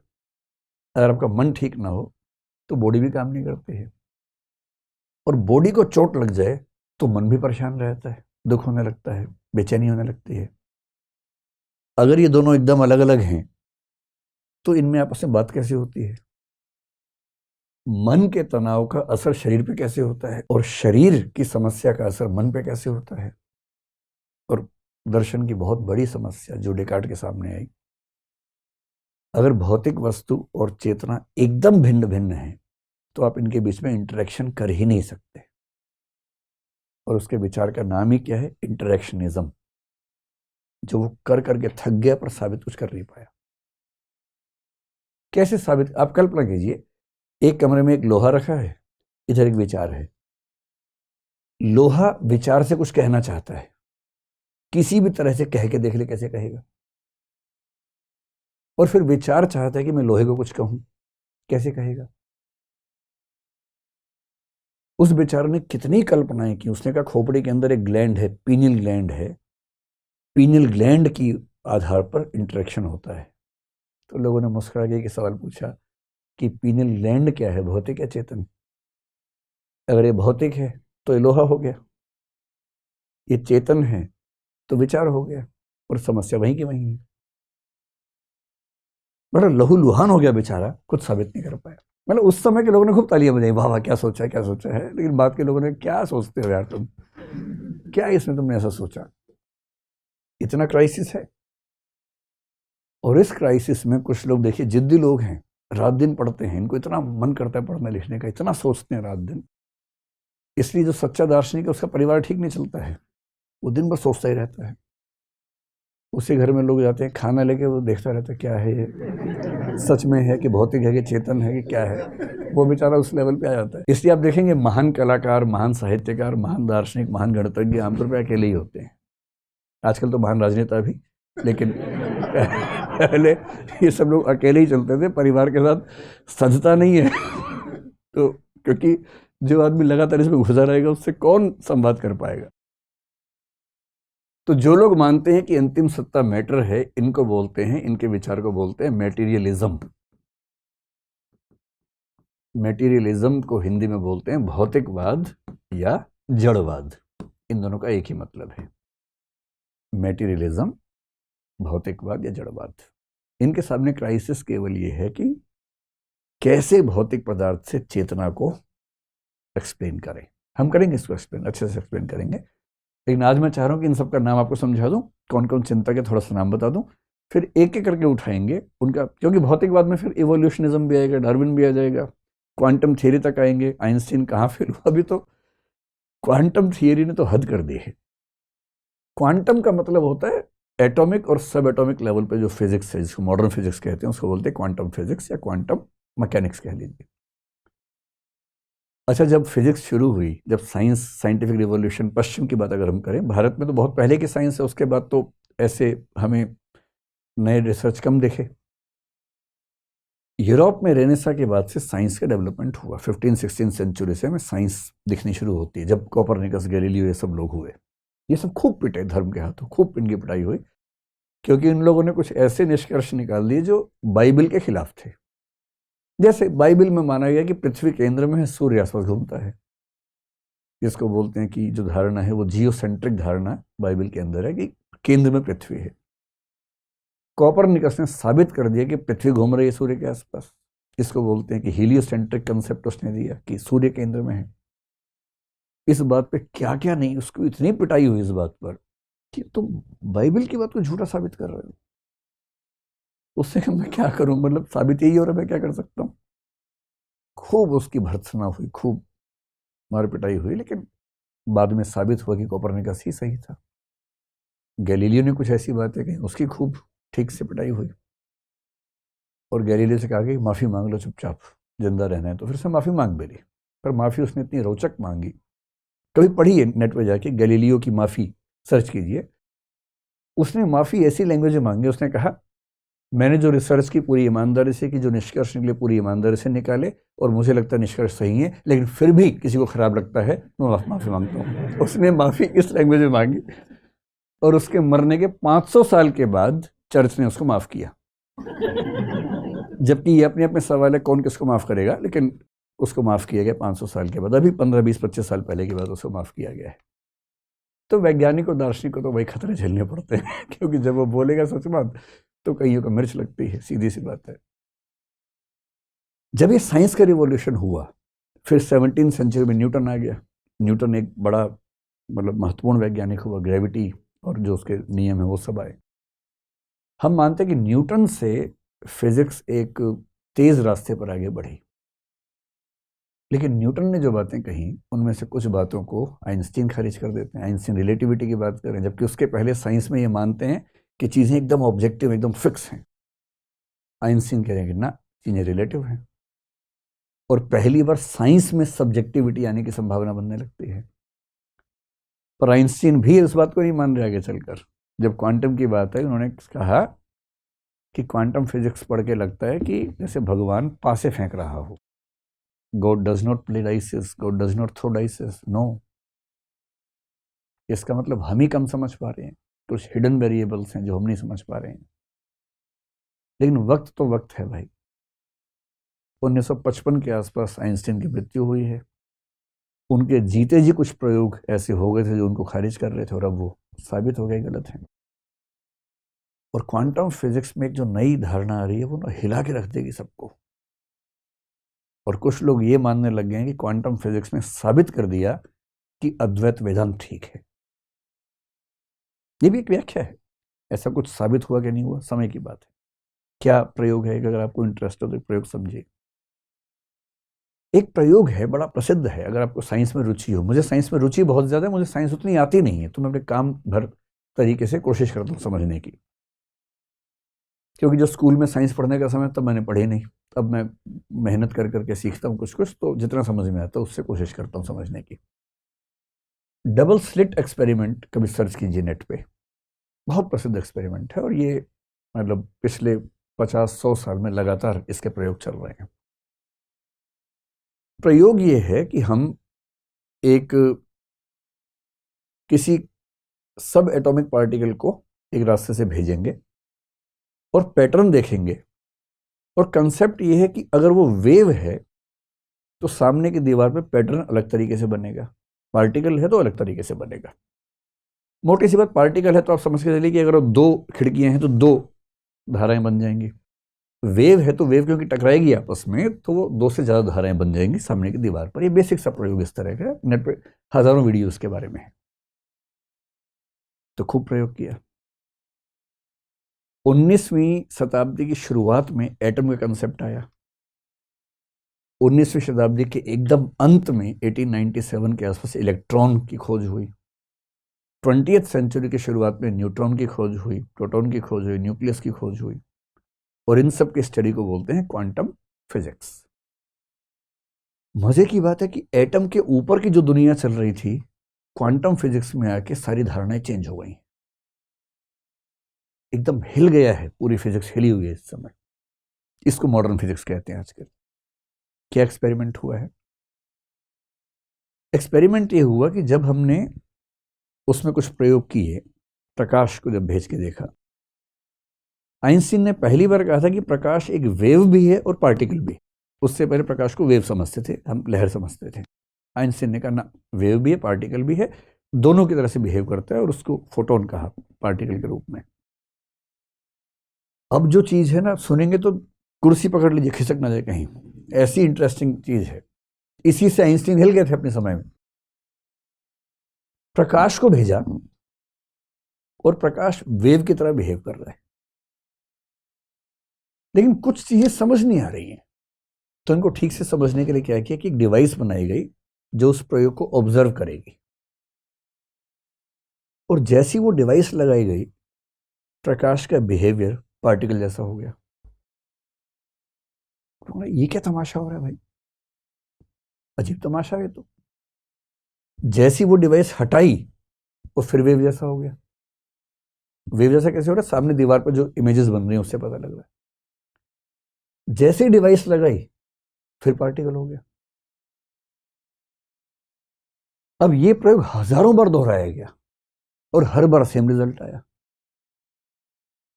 और 2022 का नोबेल प्राइज जीतने वालों की धारणा क्या है कि जो प्रकाश है, जो फोटॉन्स हैं, देखे जाने पर उनका बिहेवियर चेंज हो जाता है। ये पूरी भौतिक वस्तु की ऐसी की तैसी हो गई है। वरना भौतिक वस्तु को इस बात से क्या फर्क पड़ेगा कि मैं देख रहा हूं उसको? भाई, सार्त्र ने कहा, कई दार्शनिकों ने कहा कि मनुष्य को फर्क पड़ता है। अगर मैं आपको लगातार देखने लगूं या आप किसी को लगातार देखेंगे तो उसका बिहेवियर चेंज होने लगता है, परेशान होने लगता है। ये इंसान में होता है, एनिमल्स में भी होता है। पर कभी ऐसा हुआ कि आप अपने पेन को लगातार देख रहे हैं और पेन हिलने लगे कि भाई मत देखो ऐसे करके? ये तो कभी नहीं हुआ आपके साथ, है ना? हालांकि सहज योग वाले और कई लोग क्लेम करते हैं कि वो आंखों से चम्मच को मोड़ देते हैं। ये क्लेम कई परंपराओं का है, पर लोग उस पर डाउट भी करते हैं। जब तक अपने सामने देखेंगे नहीं, कैसे विश्वास करें? पर क्वांटम फिजिक्स कह रही है कि जब ऑब्जर्व करते हैं तो प्रकाश का बिहेवियर पार्टिकल का हो जाता है, नहीं तो वेव का रहता है। और ये मैं नहीं कह रहा हूं, 3 वैज्ञानिक जिनको नोबेल प्राइज मिला है, गली मोहल्ले के लोग नहीं है, नोबेल प्राइज मिला है इसी साल का 2022 का, वो कह रहे हैं ये बात। और उससे खतरनाक एक बात और क्वांटम फिजिक्स ने बता दी है, जिस पर भी आइंस्टीन भड़के हुए थे। पूरा दर्शन टिका हुआ एक सिद्धांत पर, कारणता, कि हर चीज का एक कारण होता है। उस कारणता सिद्धांत को आग लगा दिए क्वांटम फिजिक्स ने। शायद कारणता सिद्धांत ही खारिज हो जाएगा क्वांटम फिजिक्स से। और वो क्या रिसर्च है? वो रिसर्च भी इन लोगों ने साबित की है। उसको बोलते हैं क्वांटम एंटेंगलमेंट। एंटेंगलमेंट का मतलब दो चीजों का जुड़े होना। अब तक हम क्या सोचते हैं कि कोई भौतिक वस्तु अगर है, उसमें कोई भी चेंज तभी आएगा जब उसके ऊपर कोई प्रेशर लगेगा, कोई टच होगा, बेशक हवा ही टच हो, कुछ टच होगा तो चेंज होगा उसके अंदर। हम ये नहीं मानते थे कि किसी के देखने से चेंज हो जाएगा। एक तो ये साबित हुआ कि देखने से चेंज हो रहा है। और अगर देखने से चेंज हो रहा है तो इसका मतलब शंकराचार्य के दर्शन में साक्षी चैतन्य की धारणा है कि ब्रह्म एक ड्रीम की तरह से जगत का ऑब्जर्वर मात्र है। पूरा जगत केवल एक ऑब्जर्वेशन है और उस ऑब्जर्वेशन से ही चीजें बदल रही हैं। सांख्य दर्शन कह रहे हैं कि पुरुष यानी कि आत्मा के नजदीक होने मात्र से प्रकृति यानी भौतिक वस्तु में चेंजेस आने लगते हैं। अजीब हाल है। जिन चीजों को हम मजाक समझते थे, ऐसा लग रहा है कि इससे कुछ रास्ता निकल रहा है उसका। पहली बार ऐसा हुआ ना कि किसी के ऑब्जर्व करने से भौतिक वस्तु की नेचर चेंज होने लगी, ये तो पहली बार सामने आया। और दूसरी व्याख्या तो और खतरनाक हो गई है। हम ये मानते हैं कि कोई बाहरी प्रभाव पड़ेगा, दबाव लगेगा तो परिवर्तन आएगा किसी वस्तु में, भौतिक वस्तु में। अब एक धारणा आई है क्वांटम एंटेंगलमेंट की, जिसका मतलब ये है कि सब एटॉमिक लेवल पर, इलेक्ट्रॉन, प्रोटॉन, न्यूट्रॉन, न्यूक्लियस, किसी लेवल पर यह संभव है कि एक सब एटॉमिक पार्टिकल का कनेक्शन किसी और सब एटॉमिक पार्टिकल से कहीं और हो। कहीं और का मतलब पृथ्वी पे ही नहीं, चांद पे भी हो सकता है, सूर्य पे भी हो सकता है, किसी और आकाशगंगा में भी हो सकता है, बिलियंस ऑफ लाइट ईयर्स दूर भी हो सकता है। और उसमें रोचक बात क्या है, इनके बीच में ऐसा कनेक्शन है कि यहां पर जो पार्टिकल बिहेव करेगा उसका ठीक विपरीत बिहेवियर उस पार्टिकल का वहां हो जाएगा। और सबसे खतरनाक बात, इन दोनों घटनाओं के बीच में टाइम का कोई लैप्स नहीं है, सेकंड के 1000वें हिस्से का भी लैप्स नहीं है। यहां हुआ वहां हुआ, एक साथ हुआ। और आइंस्टीन और फिजिक्स ये मान के चल रहे थे कि प्रकाश से ज्यादा तेज गति से कुछ भी ट्रेवल नहीं कर सकता। प्रकाश का सिंपल भाषा में कहें, प्रकाश की गति क्या है, 3 लाख किलोमीटर प्रति सेकंड के आसपास है। सूर्य की किरण यहां पहुंची 8 मिनट के बाद। जब भी आप सूर्य को देखें तो 8 मिनट पहले का सूर्य है, वो अभी का सूर्य नहीं है। 8 मिनट पहले सूर्य ऐसा था क्योंकि वो किरण अब पहुंची हमारे पास। यानी सूर्य की किरण यहां पहुंचेगी 8 मिनट में। पर यदि दो पार्टिकल्स हैं जो एंटेंगल्ड हैं, जुड़े हुए हैं, जिनमें से एक पृथ्वी पर है और एक सूर्य पर है, उनके बीच में कम्युनिकेशन हो रहा है 0 सेकेंड्स में। और इसी पर आइंस्टीन ने कहा था कि नहीं, ये कुछ गलत है, कुछ हिडन वेरिएबल से हम समझ नहीं पा रहे हैं। और इन 3 वैज्ञानिकों ने साबित कर दिया कि एकदम सही बात है। और अगर ये एकदम सही बात है तो हो सकता है कि इस पृथ्वी पर कुछ हो तो उसकी वजह इस पृथ्वी पर ना हो, कहीं और हिला हो, कुछ उधर हिला, यहाँ हिल गया और हम कह रहे हिल क्यों रहा है, हम उसको लगा रहे हैं 2 झापड़ के लिए, हिल क्यों रहा भाई, वो बेचारा एंटेंगल्ड है किसी और आकाशगंगा से। और अगर प्रकाश की गति को भी खारिज करती हुई स्थितियां हैं, कम्युनिकेशन इतना फास्ट है, तो शायद निकट भविष्य में फिलॉसफी में बहुत बड़े चेंजेस आने वाले हैं फिजिक्स के साथ साथ। एक अच्छा फिलोसफर आज के ज़माने में वो है जो फिजिक्स के साथ चले, केमिस्ट्री के साथ चले, बायोलॉजी के साथ चले। डार्विन का इवोल्यूशन पढ़े बिना आप दर्शन को पढ़ नहीं सकते आज के ज़माने में। मूर्खता होगी अगर आप केवल दर्शन पढ़ के काम चलाएं, साइंस को ना पढ़ें।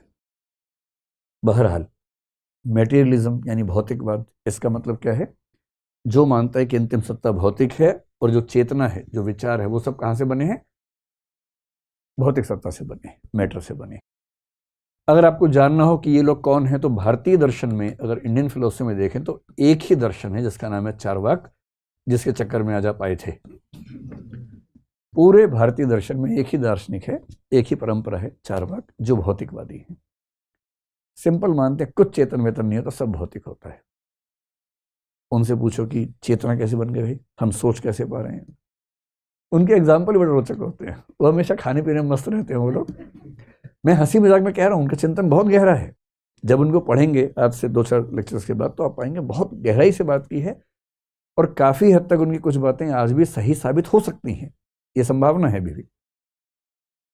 उस समय वो कह रहे थे और उनकी मूल पुस्तकें सारी खत्म हो गई, ये भी पुस्तक नहीं हमारे पास जो ओरिजिनल उनकी पुस्तक हो। जनरली उनके बारे में जो हम पढ़ते हैं, उनके आलोचकों के कंटेक्स्ट में पढ़ते हैं कि आलोचकों ने किस विचार की आलोचना की, निंदा की, क्रिटिसाइज किया। अब जो क्रिटिक्स के माध्यम से पढ़ेंगे तो सीधी सी बात है कि उनका पक्ष ठीक से सामने नहीं आएगा। कुछ तर्क छोड़ दिए होंगे, कुछ गलत तरीके से लाए होंगे, वो सब तो खतरा होता ही है ना।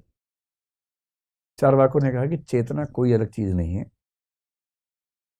जैसे पान आप खाते हो, अगर उनके एग्जाम्पल ऐसे ही होते हैं, पान, शराब, वो सब एग्जाम्पल देते हैं। मतलब वो तो पता नहीं क्या देते, जो कोट किया जाता है वही कोट किया जाता है। जैसे शराब है, उस समय शायद गुड़ से बनती हुई, तो उन्होंने गुड़ का एग्जाम्पल दिया। किण्वा दिभ्यो मद शक्तिवत विज्ञानम, उनका वाक्य है बड़ा प्रसिद्ध, जिनका मतलब ये है जैसे गुड़ है, गुड़ में नशा नहीं है, पर उसी गुड़ में जब किण्वन की प्रक्रिया होती है, फर्मेंटेशन की प्रक्रिया होती है, तो नशा आ जाता है।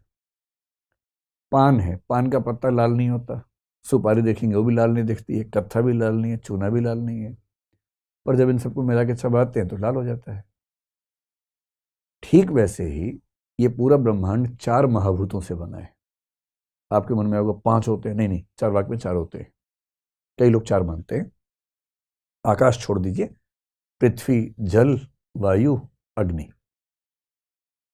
इन 4 चीजों के अलग अलग अनुपात में मिलने से सब चीजें बनती हैं, और इसी के एक विशेष अनुपात से चेतना भी विकसित हो जाती है। उनका ये आंसर है कि चेतना कुछ नहीं है, भौतिक चीजों से बन जाती है। लोग कहते हैं ये क्या बात हुई यार, कैसे बन सकती है। लेकिन आज के समय में फिर एक बात है, कंप्यूटर में सारी भौतिक वस्तुएं हैं, पर कंप्यूटर थिंकिंग कर पा रहा है, प्रोसेसिंग कर पा रहा है, लैंग्वेज के खेल भी खेल रहा है, ट्रांसलेशन भी कर रहा है, आर्टिफिशियल इंटेलिजेंस भी कर पा रहा है। तो यदि भौतिक वस्तुओं के बने हुए कंप्यूटर में ऐसी चीज़ें हो सकती हैं, तो भौतिक वस्तुओं से बने शरीर में क्यों नहीं हो सकता है। आजकल जब से कंप्यूटर और ये आर्टिफिशियल इंटेलिजेंस वगैरह है ना, वर्चुअल रियलिटी, चारवाक बहुत खुश हैं कि हमारी बात काफ़ी ठीक साबित होने वाली है। लेकिन इतने में क्वांटम आ गया, वो कह रहे कि देखने से भौतिक का व्यवहार चेंज है। उससे ये लोग बहुत खुश हैं कि कॉन्शियसनेस भौतिक वस्तु को भी चेंज कर सकती है। वो क्वांटम क्वांटम कर रहे हैं आजकल, और चारवाक कंप्यूटर कंप्यूटर कर रहे हैं। तो भारत में चारवाक हैं, और आधुनिक काल में देखें तो एक व्यक्ति का नाम शायद आपने सुना होगा, M.N. रॉय। सुना है इनका नाम? मानवेंद्र नाथ रॉय। ये एक मार्क्सवादी विचारक थे, बाद में मार्क्सवाद से हट गए थे। जब सोवियत संघ बना, लेनिन वहाँ के प्रमुख थे, तो लेनिन के सलाहकार थे। ये बहुत प्रसिद्ध व्यक्ति थे, लेनिन के सलाहकार रहे। उसके बाद जब स्टालिन आया तो कुछ मतभेद उनसे हुआ, तो वापस भारत आ गए। स्टालिन से मतभेद के बाद आमतौर पे रास्ता सीधे परलोक का ही होता था, पर इनकी खुशनसीबी थी कि यही लोक में रहे उसके बाद भी, और लंबे समय तक विचार विमर्श करते रहे। पश्चिम में बहुत लोग हैं भौतिकवादी, बहुत सारे लोग हैं। अच्छा, पश्चिम में शुरुआत के लोग तो भौतिकवादी सोच पा रहे थे। सबसे पहले दार्शनिक थेल्स, या जिसको थेलीस कुछ लोग बोलते हैं, थालेस बोलते हैं कुछ लोग, पता नहीं कैसे सोचा, उसने कहा कि जो अंतिम सत्ता है वो पानी है, पानी से ब्रह्मांड बना है। लोगों ने थोड़ा समझा के बता दो, पानी से आग कैसे बनी, समझाओ जरा। समझा नहीं पा रहे हैं बहुत ज्यादा, पर कह रहे हैं कि पानी से बना है। तो उसका एक पड़ोसी था, उसने कहा ना, हवा से बना है। उसका नाम था एनेक्सिमेनीज। इनका ये तो ठीक नहीं। तीसरा बोला हेरेक्लाइटस, आग से बनी है दुनिया। तो एक खेल चल रहा है, आग से बना, पानी से बना, हवा से बना। उसके बाद जाके एम्पेडोक्लीज नाम का आदमी, हम इन सब के बारे में पढ़ेंगे, उसने बताया, वो एकदम चारवाक का भाई है वहां पर। समझ लीजिए चारवाक कुंभ के मेले में क्या गुम हो गया, दो भाई, एक भाई चला गया ग्रीस में, एक भाई रह गया यहाँ पर। तो उस भाई का नाम एम्पेडोक्लीज है वहां। कह रहे 4 महाभूतों से दुनिया बनी है, वही 4 जो चारवाक कह रहा था। फिर तो डेमोक्रिटस नाम का एक बहुत प्रसिद्ध दार्शनिक हुआ जो कहता है कि परमाणुओं से दुनिया बनी है। भारत में तो 4 दर्शन परमाणुवाद की बात करते हैं, पश्चिम में भी कुछ लोग करते हैं, यानी कि कई लोग हैं। और आधुनिक काल में अगर आपको एक व्यक्ति का नाम ध्यान रखना हो तो कार्ल मार्क्स का नाम तो आपको पता ही होगा। आधुनिक काल का सबसे बड़ा भौतिकवादी कौन है? कार्ल मार्क्स है।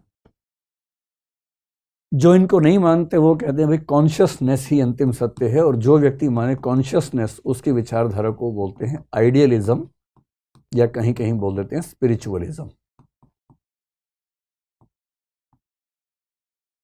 हिंदी में प्रत्ययवाद या विज्ञानवाद या अध्यात्मवाद, 3 नाम चलते हैं। लेकिन शब्द अंग्रेजी का लेंगे तो उससे समझना आसान रहेगा, ताकि कंफ्यूजन ना हो। हिंदी में अनुवाद कई बार अलग अलग पुस्तकों में अलग अलग होता है। जब भी कोई बोले आइडियलिज्म, इसका मतलब अंतिम सत्ता चेतन पदार्थ की है। इनके सामने क्राइसिस क्या है कि चेतन से भौतिक कैसे साबित करें, विचार से लोहा कैसे बना, कैसे समझाएं। तो 2 तरीके होते हैं, एक ये कि लोहा है ही नहीं, सिर्फ विचार है, और दूसरा ये कि विचार जो है भ्रांति है, भ्रम है, इल्यूजन है। भारतीय परंपरा की बात करें तो शंकराचार्य इसमें सबसे ऊपर है, अद्वैत वेदांत, और ये मानते हैं कि जो भौतिक वस्तु है वो मिथ्या है। आपने शब्द सुने मिथ्या? मिथ्या का मतलब अंतिम रूप से सत्य नहीं है, अंतिम सत्य केवल चेतना है। और पश्चिम में एक व्यक्ति हुआ हीगेल, अभी आप केवल इन 2 का नाम ध्यान रखें। हीगेल मानता है कि दुनिया मिथ्या नहीं है, और जो भौतिक वस्तुएं नजर आती है दरअसल वो विचार ही होता है। आपको अजीब सा लग रहा होगा ना, तो मैं आपको एक हल्का सा खेल खेल के बताता हूँ। भारत में एक और दर्शन है बहुत ही खतरनाक, जिसको बोलते हैं योगाचार विज्ञानवाद, बौद्ध परंपरा में हुआ, और पश्चिम में बर्कले। इन दोनों ने लगभग एक जैसी बात की है, और इतनी खतरनाक बात की है, मैं आपको समझाता हूँ 2 मिनट के अंदर। ये दोनों मानते हैं कि भौतिक वस्तु होती ही नहीं है। आप जिस कुर्सी पे बैठे हैं वो भौतिक कुर्सी नहीं है। डरिए मत, अब गिरेंगे नहीं, लेकिन इनके हिसाब से आप भौतिक वस्तु पर नहीं बैठे हुए हैं। ये पेन जो है भौतिक नहीं है। आप सोचेंगे अजीब टाइप के लोग हैं, इनकी कॉमन सेंस भी ठीक नहीं है इनके, तो और ये दार्शनिक बन गए, तो इनसे अच्छे तो हम बन जाएंगे दार्शनिक, ये मन में भाव आ रहा होगा ना। सच बात यह है कि आप इनको खारिज कर भी नहीं पाएंगे, जब इनकी बात ठीक से सुन लेंगे खारिज कर नहीं पाएंगे। 2 मिनट खेल लेते हैं, विस्तार में बाद में खेलेंगे। जैसे पेन है, आपको ये डिसाइड करना है कि पेन सच में है कि नहीं है, भौतिक वस्तु है कि नहीं है। आप कैसे डिसाइड करेंगे? आप पहले देखेंगे, क्योंकि देख सकते हैं इसको, सूंघेंगे नहीं इसको, टेस्ट नहीं करेंगे इसको, क्योंकि ये जीभ और नाक वाला मामला नहीं है, ये छूने वाला और देखने वाला मामला है। तो 2 इंद्रियां काम करेंगे इसमें, है ना। आपने देखा, आपने कहा पेन नहीं, इस पर क्या सोचना है। लेकिन जब आपने देखा तो आपको क्या दिखा? आप कहेंगे पेन दिखा, नहीं, आपको पेन नहीं दिखा, क्योंकि पेन का कंसेप्ट आपके दिमाग में पहले से बैठा हुआ है, इसलिए आपने इसको देख के बोला कि पेन है। अगर आपको पेन दिखता है ना, तो एक बहुत छोटा बच्चा जब पहली बार इसको देखता है इसको पेन बोलता है वो भी, पर बहुत छोटा बच्चा जिसने पेन कभी ना देखा वो उसको पेन नहीं बोलता है। आप 10 बार बताएंगे तब पेन बोलना शुरू करता है, उसके पहले नहीं बोलता है पेन। तो आपने देखा क्या, एक लगभग 5-6 इंच की आकृति जो बहुत पतली सी है, थोड़ी गोलाकार है, आगे से थोड़ी सी नुकीली है, ऐसी आकृति आपको दिखी, पेन नहीं दिखा। पेन तो आपने बोला उसको। कितना हंस रहे हैं कि भैया ये तो जादू होने वाला लगता है। सच में जादू हो जाता है भाई। योगाचार विज्ञानवाद बर्कले के हाथ में पड़ जाओगे ना, वापस आते हो खुद तो संभाल के आओगे कि मैं बचा रहा हूँ किसी तरह से, भौतिक बड़ी दिक्कत है उनके सामने।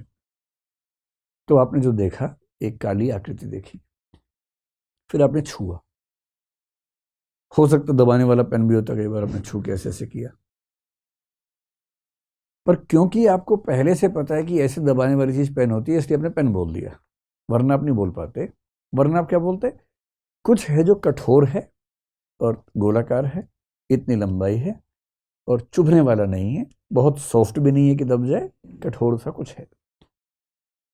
और फिर आपने क्या किया, आपने एक विशेष किस्म की आकृति में जब कठोरता का अनुभव भी ऐड हो जाए, खास किस्म का, उनको दिमाग में जोड़ के एक नाम दे दिया पेन।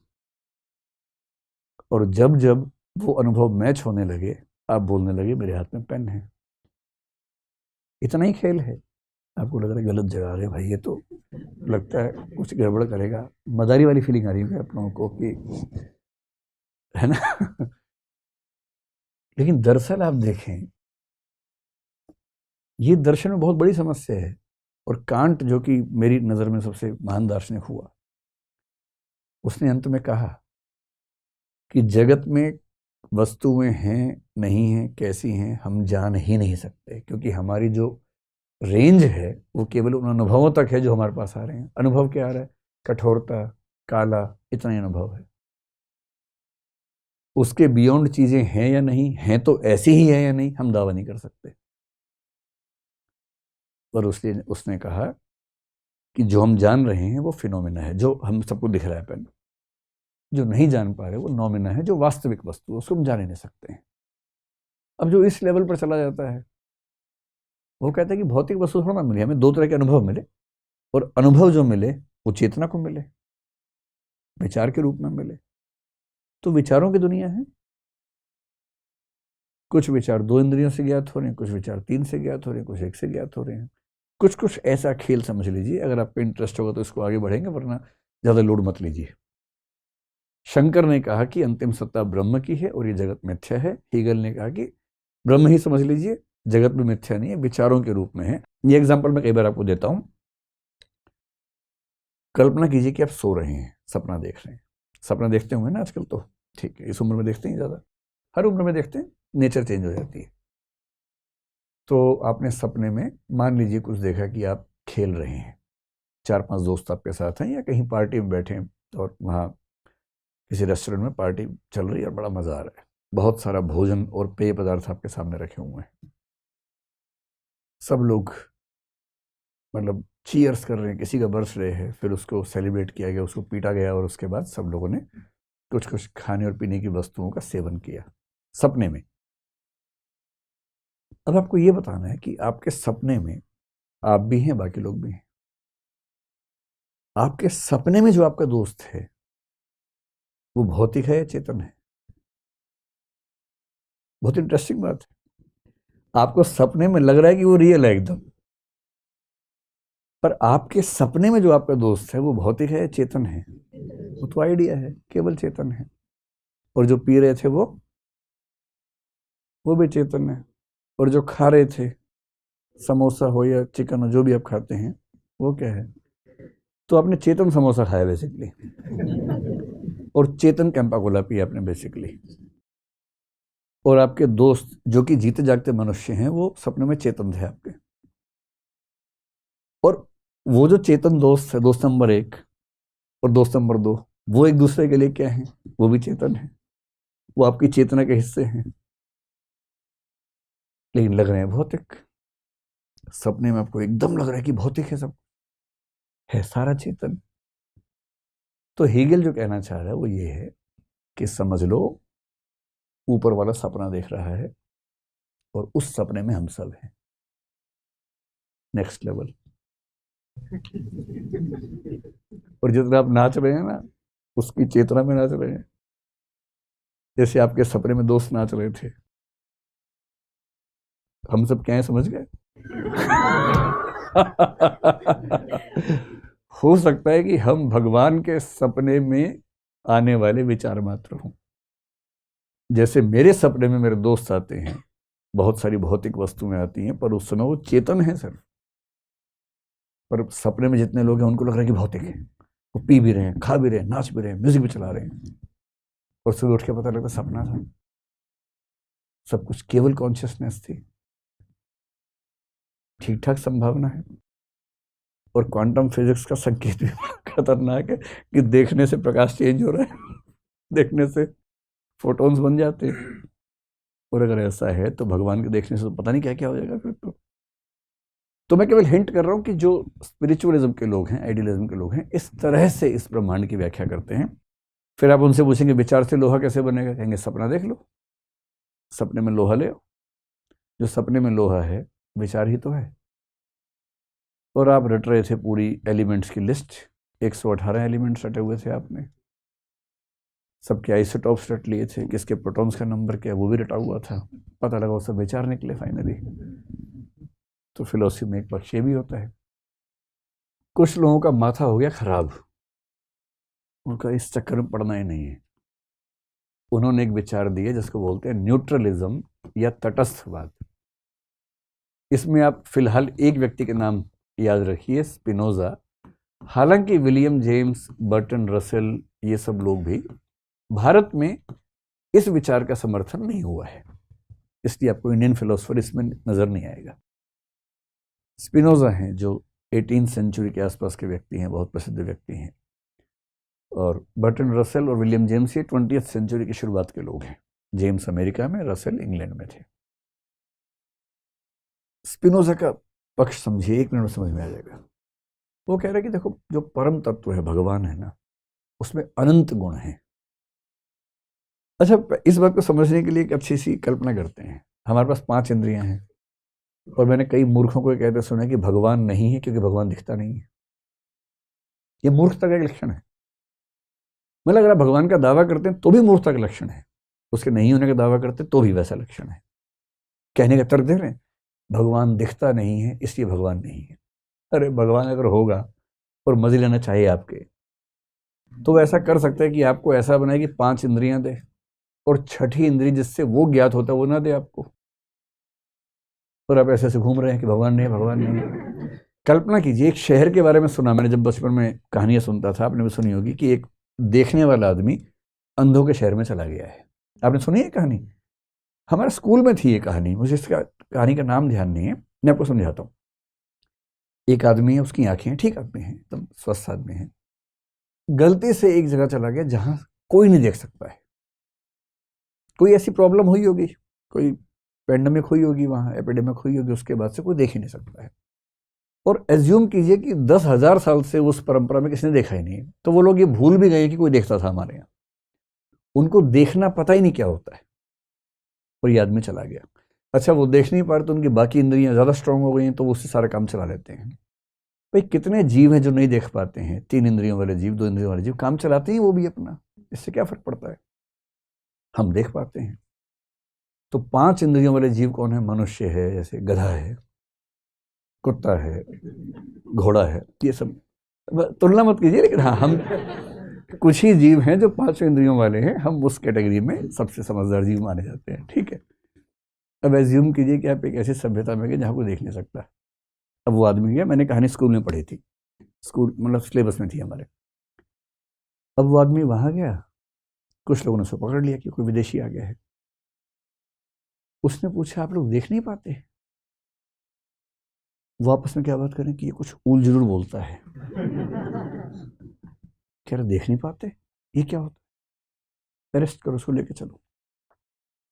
पुलिस के पास लेके कंप्लेंट क्या लिखवाएगी कि ऊल जलूल तरीके से बातें करता है, कहता है देख नहीं पाते, मीनिंगलेस बातें बोलता है। वो पुलिस वाले से ऐसे कह रहा है, भैया मैं सच में देख पाता हूँ, आप भी नहीं देख पाते? पुलिस वाला कह रहा है, गवाह मैं ही हूँ कि ये ऊल जलूल बात करता है, मेरे सामने भी कर रहा था। अरेस्ट हो गया, केस चला, जजेस की बेंच बैठी थी, वहाँ जज ने पूछा भी क्या बात है, वकील ने पूछा क्या बात है, उसने कहा अरे सर मैं देख सकता हूँ, आपको पता नहीं है देखना क्या होता है, मैं आपको देख पा रहा हूँ, आप मेरे सामने बैठे हैं, आपने ऐसे कपड़े पहने, मैं आपको देख पा रहा हूँ। जज आपस में बात करेगी, सही आरोप है हमारे सामने भी अपराध कर रहा है। तो फिर फैसला हुआ कि ये आदमी गलत बातें बोलता है, भड़काता है सब लोगों को, कुछ ऐसी शक्तियों की बात करता है जो सुपरनेचुरल हैं, जो किसी मनुष्य के पास नहीं होती हैं। ये ओझा किस्म का आदमी लग रहा है, तांत्रिक किस्म का आदमी लग रहा है, और ये समाज को परेशान कर रहा है, इसको कड़ी से कड़ी सजा दी जानी चाहिए। तो 10 साल की कैद दे दी उसको, लो भाई। अब वो परेशान है कि यार मैं तो सच बोल रहा हूँ कि मैं देख पा रहा हूँ। तो इसके नेक्स्ट लेवल पर चले जाइए, क्योंकि हम तो देख पा रहे हैं ना। नेक्स्ट लेवल हो सकता है कि ईश्वर को जानने का तरीका हो कोई 6ठी या 7वीं इंद्रिय जो ईश्वर ने हमें दी ही नहीं, और हमारे आसपास बैठ के मजे ले रहा हो हमारे।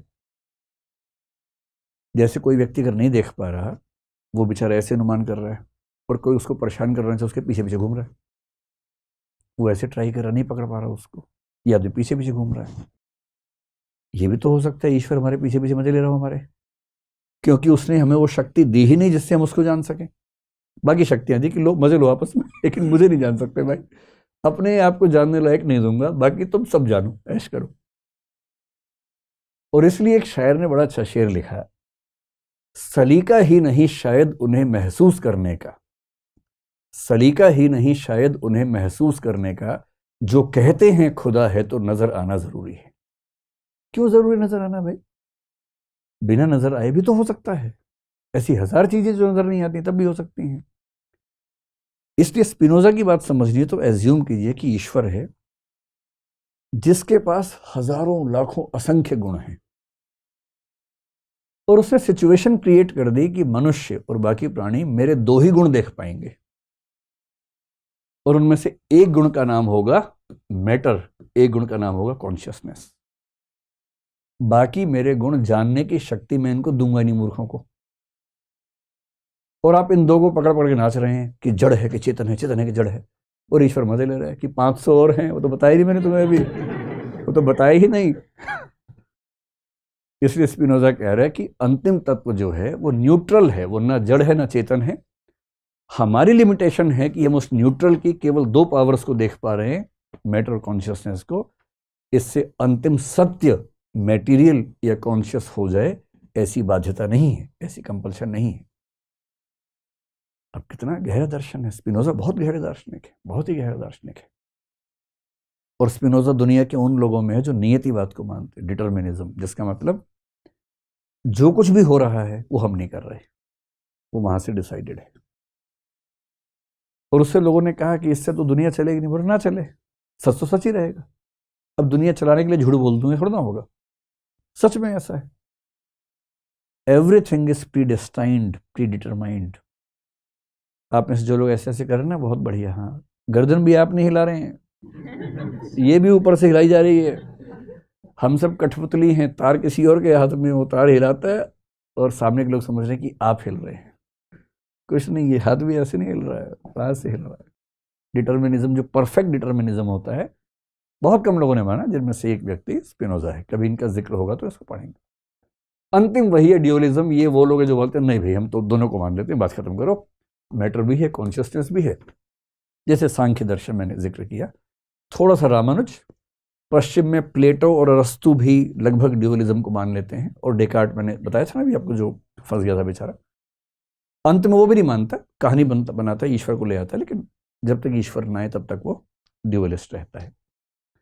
अब जो पूरी बात हुई, अगर मैं इसको एक डायग्राम में समअप करने की कोशिश करूं, अगर आप समझ पाए हैं तो आप इसको एंजॉय करेंगे। इस सब को पढ़ने के बाद जीवन का उत्साह कम मत कर लीजिएगा। शाम को पार्टी होनी चाहिए जैसे होती है वैसे ही। अब इस बात पे पार्टी देना कि किसी को नहीं पता, मुझे भी नहीं पता, इसी बात पे इसी बात पे एक समोसा खा लो, क्या दिक्कत है। समोसा मैं कह रहा हूं, आप जो भी खाते हैं, मतलब मुझे नहीं पता क्या आपका शौक है। इन दोनों चीजों को एक बार मिला के देखते हैं। अब तक हमने जो पढ़ा,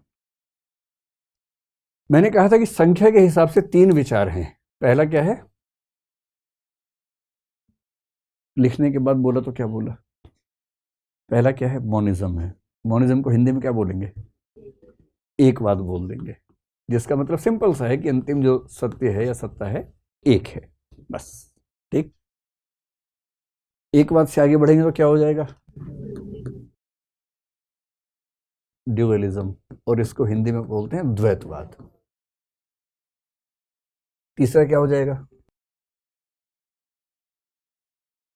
प्लुरलिज्म। इसको आप अनेकवाद कह लीजिए, आसान शब्द रखते हैं। कुछ लोग इसको बहुलवाद कहते हैं, कुछ बहुतत्ववाद कहते हैं। बहु मतलब छोटी मात्रा वाला, बहु नहीं, पर ये जो बहु है छोटे वाला हु है, मतलब वैरायटी के सेंस में।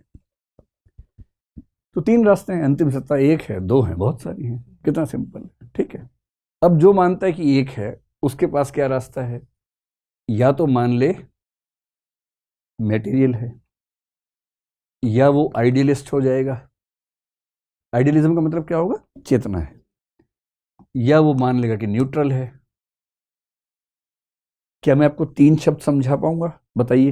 पहला, कुछ लोग हैं जो मेटीरियलिस्टिक मोनिज्म मानते हैं, अंतिम सत्ता एक है और भौतिक है। कुछ आइडियलिस्टिक मोनिज्म मानते हैं कि अंतिम सत्ता एक है पर चेतन है। कुछ कहते हैं कि अंतिम सत्ता एक है पर न्यूट्रल है, न्यूट्रलिस्टिक मोनिज्म मानते हैं। इन्हीं शब्दों को लेकर लोग दर्शन में ना अजीब तांडव मचाए रखते हैं कि I am a neutralist monist, I am a pluralistic, ऐसे बोलो, तबाह कर देते हैं लोगों को। डरना नहीं है, ये सारे शब्द बड़े आसान होते हैं, बस एक बार समझ लेना है, मीनिंग समझ में आएगा, बात समझ में आ जाए, क्या दिक्कत है। जो मेटीरियलिस्टिक मोनिस्ट है कि अंतिम सत्ता एक है, भौतिक है, जैसे थेल्स या थेलीज, क्या कहा था इसने, अंतिम सत्ता क्या है, पानी, पानी ही अंतिम सत्ता है, यानी अंतिम सत्ता एक है किंतु भौतिक है।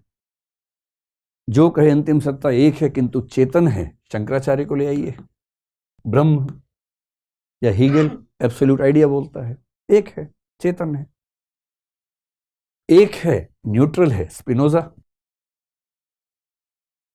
जब मैं फिलोसफी पढ़ाता था 10 साल पहले, तो स्पिनोजा याद करवाने के बोलता था कि एक बॉलर था क्रिकेट में, उससे बॉल स्पिन नहीं हो रही थी, तो उसने बॉल से कहा प्लीज स्पिन हो जा। तो फिर बच्चों को याद रहता था, हाँ स्पिनोजा स्पिनोजा स्पिनोजा, ऐसे ही याद करते थे कि कौन दार्शनिक है, स्पिनोजा। तो मैं जब भी इसका नाम बोलता मुझे वही सीन याद आया था, स्पिनोजा। कुछ कहते हैं द्वैतवाद। द्वैतवाद में सिंपल है, द्वैतवाद जो ही मानेगा कि मैटर भी है, कॉन्शियसनेस भी, बात खत्म। जैसे सांख्य हो गया, और पश्चिम में देखें प्लेटो और अरस्तु को आप उस कैटेगरी में रख सकते हैं।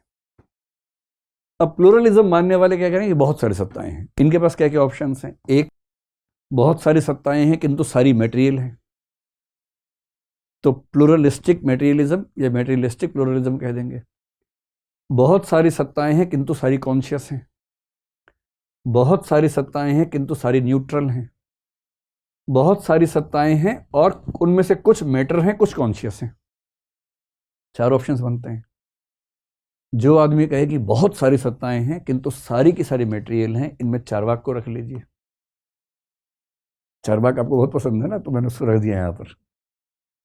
वो क्या कह रहे, 4 महाभूत हैं, 4 मान लिए, इसका मतलब प्लुरलिस्ट है, लेकिन मैटर की बात करता है सिर्फ। जो कहे कि बहुत सारी सत्ताएं हैं किंतु चेतन है, उसे क्या बोलेंगे, प्लुरलिस्टिक आइडियलिज्म या स्पिरिचुअलिज्म। एक नया नाम है लाइबनिज। ये वो व्यक्ति जिसने कैलकुलस का आविष्कार किया था, गणित में, बहुत भारी दार्शनिक था। ये मानता है कि दुनिया चेतन परमाणुओं से बनी है, असंख्य परमाणु है कि 2 चेतन परमाणु है, सो मोनेड बोलते हैं। न्यूट्रल है किंतु बहुत सारी सत्ताएं हैं, जैसे विलियम जेम्स या बर्टन रसेल, जिनका जिक्र मैंने किया था थोड़ी देर पहले। मतलब स्पिनोजा तो एक मानता है ना, तो उसको हमने वहां रखा एक में। ये मानते हैं कि बहुत सारे हैं, लेकिन वो मतलब उनको हम जड़ और चेतन नहीं कह सकते। और कुछ लोग मानते हैं कि देखो भाई, सत्ताएं तो बहुत सारी हैं, उनमें से कुछ जड़ हैं, कुछ चेतन हैं, और हम इनको मिक्स नहीं कर सकते।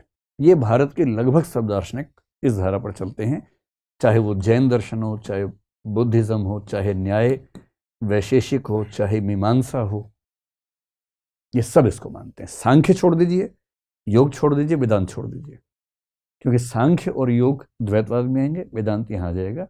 इनको छोड़ के बाकी सारे भारतीय दार्शनिक मानते हैं कि सत्ताएं बहुत सारी हैं और उनमें से कुछ जड़ हैं, कुछ चेतन हैं। पश्चिम में देखना हो तो ये विचार बहुत लोग होंगे, जैसे मेरे ख्याल से एम्पेडोक्लिस जैसे कुछ लोग इसमें शायद किसी तरह से हम सेट कर पाएंगे, लेकिन ये विचार भारत में ज़्यादा मिलता है, पश्चिम में कम मिलता है, भारत में ज़्यादा है। एक कविता है, जब मैं साहित्य पढ़ाता हूँ बच्चे इस मुद्रा में आ जाते हैं जब थोड़ी देर के बाद। कैलाश वाजपेयी कवि हुए, उनकी कविता का भाव ये है, न हमारी आंखें हैं आत्मरत, न हमारे होठों पे शोक गीत, जितना कुछ ऊबना था ऊब लिए, हमें अब किसी भी व्यवस्था में डाल दो। और सर्वेश्वर दयाल सक्सेना मेरे बड़े प्रिय कवि, उनकी कविता है, उसमें एक कवि ना कविता लिखना चाह रहा है।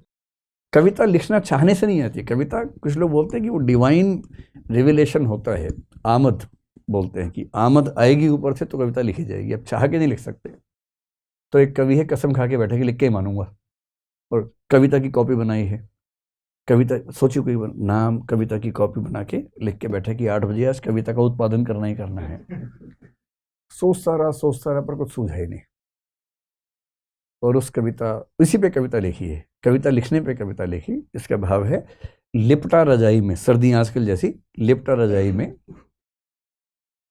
ठंडक से अकड़ी उंगलियों में कलम पकड़, मोटे तकिए पर रख कविता की कापी, मैंने इस जीवन की गली गली नापी, हाथ कुछ लगा नहीं, कोई भी भाव कम वक्त जगा नहीं। तो आखिरी 2 लाइन आपके लिए हैं, हाथ कुछ लगा नहीं, कोई भी भाव कम वक्त जगा नहीं। और दार्शनिक ऐसा ही व्यक्ति होता है। हम जैसे हम लोग, हमें क्या मतलब इन सब बातों से, मस्त लोग हैं हम तो। वही होता है कि 4 बज गए हैं लेकिन पार्टी अभी बाकी, हम तो उस तरह के लोग हैं ना, कहाँ इन सब चीज़ों में मजा आता है। लेकिन जो दार्शनिक होता है ना, बेचैन रहता है, कबीरदास की तरह, सुखिया सब संसार है, खावे अरु सोवे, दुखिया दास कबीर है, जागे अरु रोवे। ये जो बेचैनी है ना, जिनमें होती है इंटेलेक्चुअल क्यूरियोसिटी होती है, बहुत बेचैन रहते हैं कि ये कैसे सब चीज़ें बनी, तब फिर ये सब विचार उनके मन में आते हैं।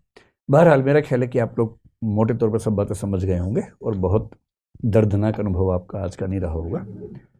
तो अगली बार तक हम कोशिश करेंगे कि जो कई लोग कमेंट्स में लिखते हैं कि हम भी आना चाहते हैं, तो हम एक प्रोसेस निकाल रहे हैं कि बाहर के ऑडियंस भी इस प्रोग्राम में आ सके। आजकल में उसका फॉर्म निकालेंगे, तो जो लोग आना चाहें उसमें उनको बुलाएंगे। आप भी आ सकते हैं, मतलब अगर आपका मन करे तो आप भी हैं और वो भी हैं। कोई बहुत गहरा सवाल है तो पूछिए। मेरा नाम अजय है सर। मेरा सवाल ये है सर कि जैसे बहुत सारे ऐसे हमारे सामने प्रत्यक्ष प्रमाण होते हैं जिनसे हम किसी चीज़ को खारिज कर सकते हैं।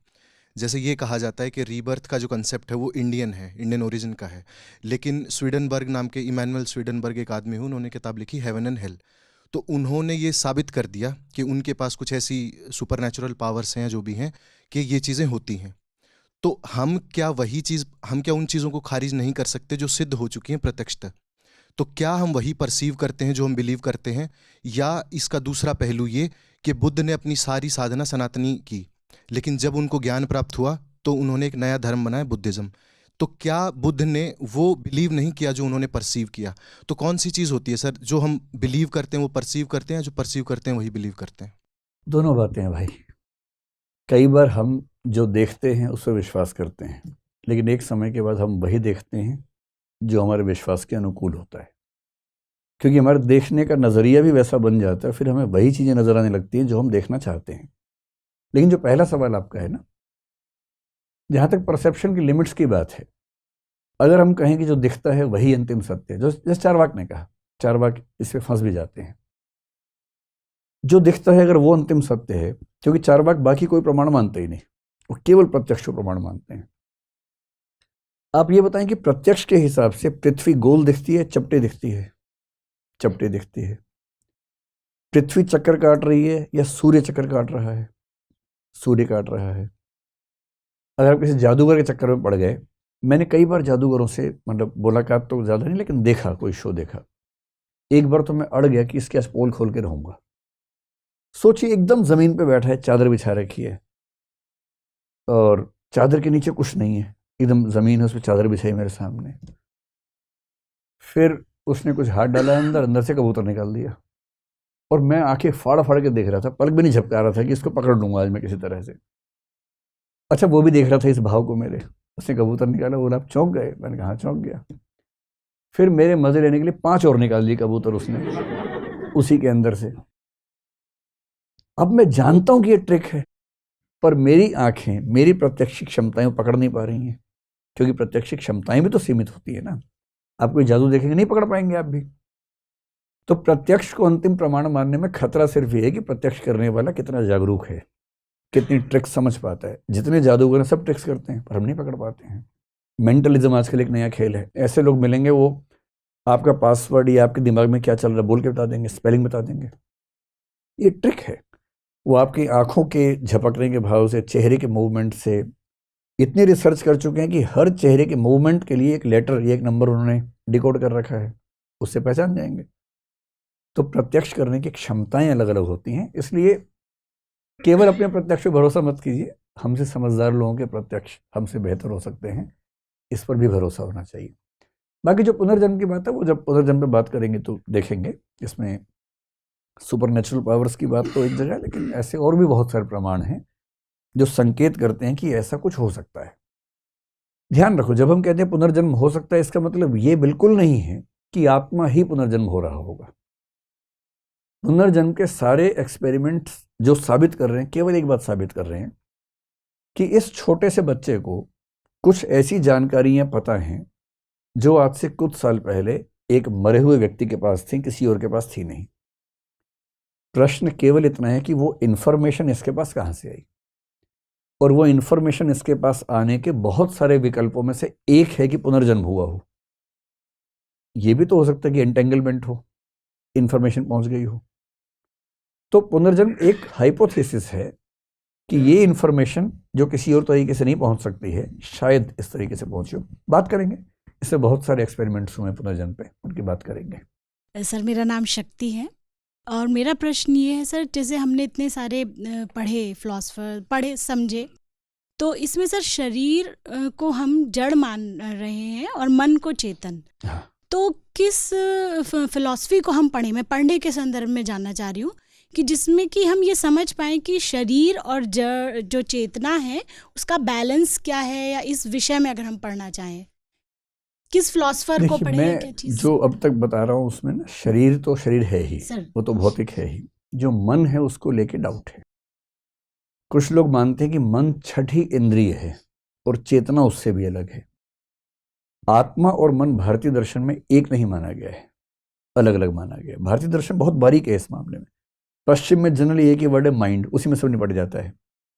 भारत में आत्मा अलग है, बुद्धि अलग है, प्रज्ञा अलग है, मन अलग है। आत्मा के अंदर चेतना है, सब चीजें हैं। जो मन है, मन को मानते हैं आंतरिक इंद्रिय जिससे भावनाओं का प्रत्यक्ष होता है। चारवाक भी मानते हैं इस चीज को कि भावनाओं का प्रत्यक्ष होता है। तो मन जरूरी नहीं है कि आत्मा की तरह हम माने, उसको छठी इंद्रिय के रूप में माना जाता है। कौन सा दर्शन आप पढ़ें कहना बड़ा मुश्किल है, क्योंकि दरअसल आप चाह रही हैं कि एक क्लैरिटी बन जाए, और क्लैरिटी है नहीं। सबके अपने अपने थॉट्स हैं। कोई एक ऐसा दर्शन जिसको पढ़ के आपकी सारी जिज्ञासाएं ठीक से शांत हो जाएं है नहीं। फिर एक तरीका ये है कि आप बारी बारी सबको पढ़ें, फिर अपना एक निष्कर्ष निकालें, और उसके लिए आप चाहें तो मैं कुछ किताबें बता सकता हूँ आपको, नहीं तो हफ्ते हफ्ते सुनते रहिए, शायद इसी से कुछ निकल जाए रास्ते। ये करीब मुझे लगता है कि 100 के आसपास चर्चाएं होंगी, तब जाके चीज़ें मुकम्मल हो पाएंगी। अभी तो ट्रेलर है, शुरुआत हुई है, अभी तो चीज़ें बहुत आगे तक जाएंगी। सर, जैसे कि हम दर्शन पढ़ते हैं तो इतने सारे लोगों के थॉट्स रहते हैं, और हर थिंकर का थॉट्स को दूसरा थिंकर चेंज कर देता है, हाँ। या हर साइंटिस्ट का दूसरा चेंज कर देता है। और जब हम पढ़ते हैं तो क्योंकि किसी चीज़ का निष्कर्ष नहीं आ पाता, तो इस वजह से हम थोड़ा कंफ्यूज रहते हैं। तो बेचैन हम रहते क्या मान लें कि कोई भी चीज़ शाश्वत सच नहीं होता? आपकी बेचैनी का मूल कारण ये है कि आप उन प्रश्नों का उत्तर पाना चाहते हैं जिनका उत्तर किसी के पास है नहीं, और हमें लगता है कि वो उत्तर मिल जाए, बस जो भी मिल जाए, और सारे धर्म इसी पे चल रहे हैं। उनको जो उत्तर मिले हुए वो फाइनल उत्तर है नहीं, पर लोगों ने मान लिए कि फाइनल उत्तर है, उनका काम चल रहा है मजे से। पर क्योंकि उनको तो ये क्लास करनी नहीं है, उनको तो उस लेवल पे सोचना नहीं है, तो काम चल रहा है। अगर आप सोचेंगे और बहुत गहरे प्रश्नों के उत्तर चाहेंगे तो उत्तर शायद नहीं मिलेंगे, अभी तो नहीं मिलेंगे।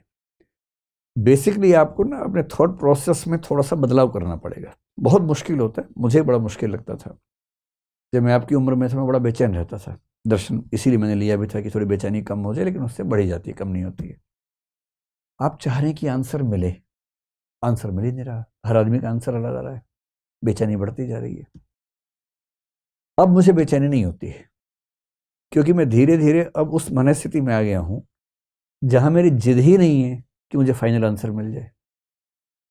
अगर फाइनल आंसर नहीं है तो यही फाइनल आंसर है कि फाइनल आंसर नहीं है।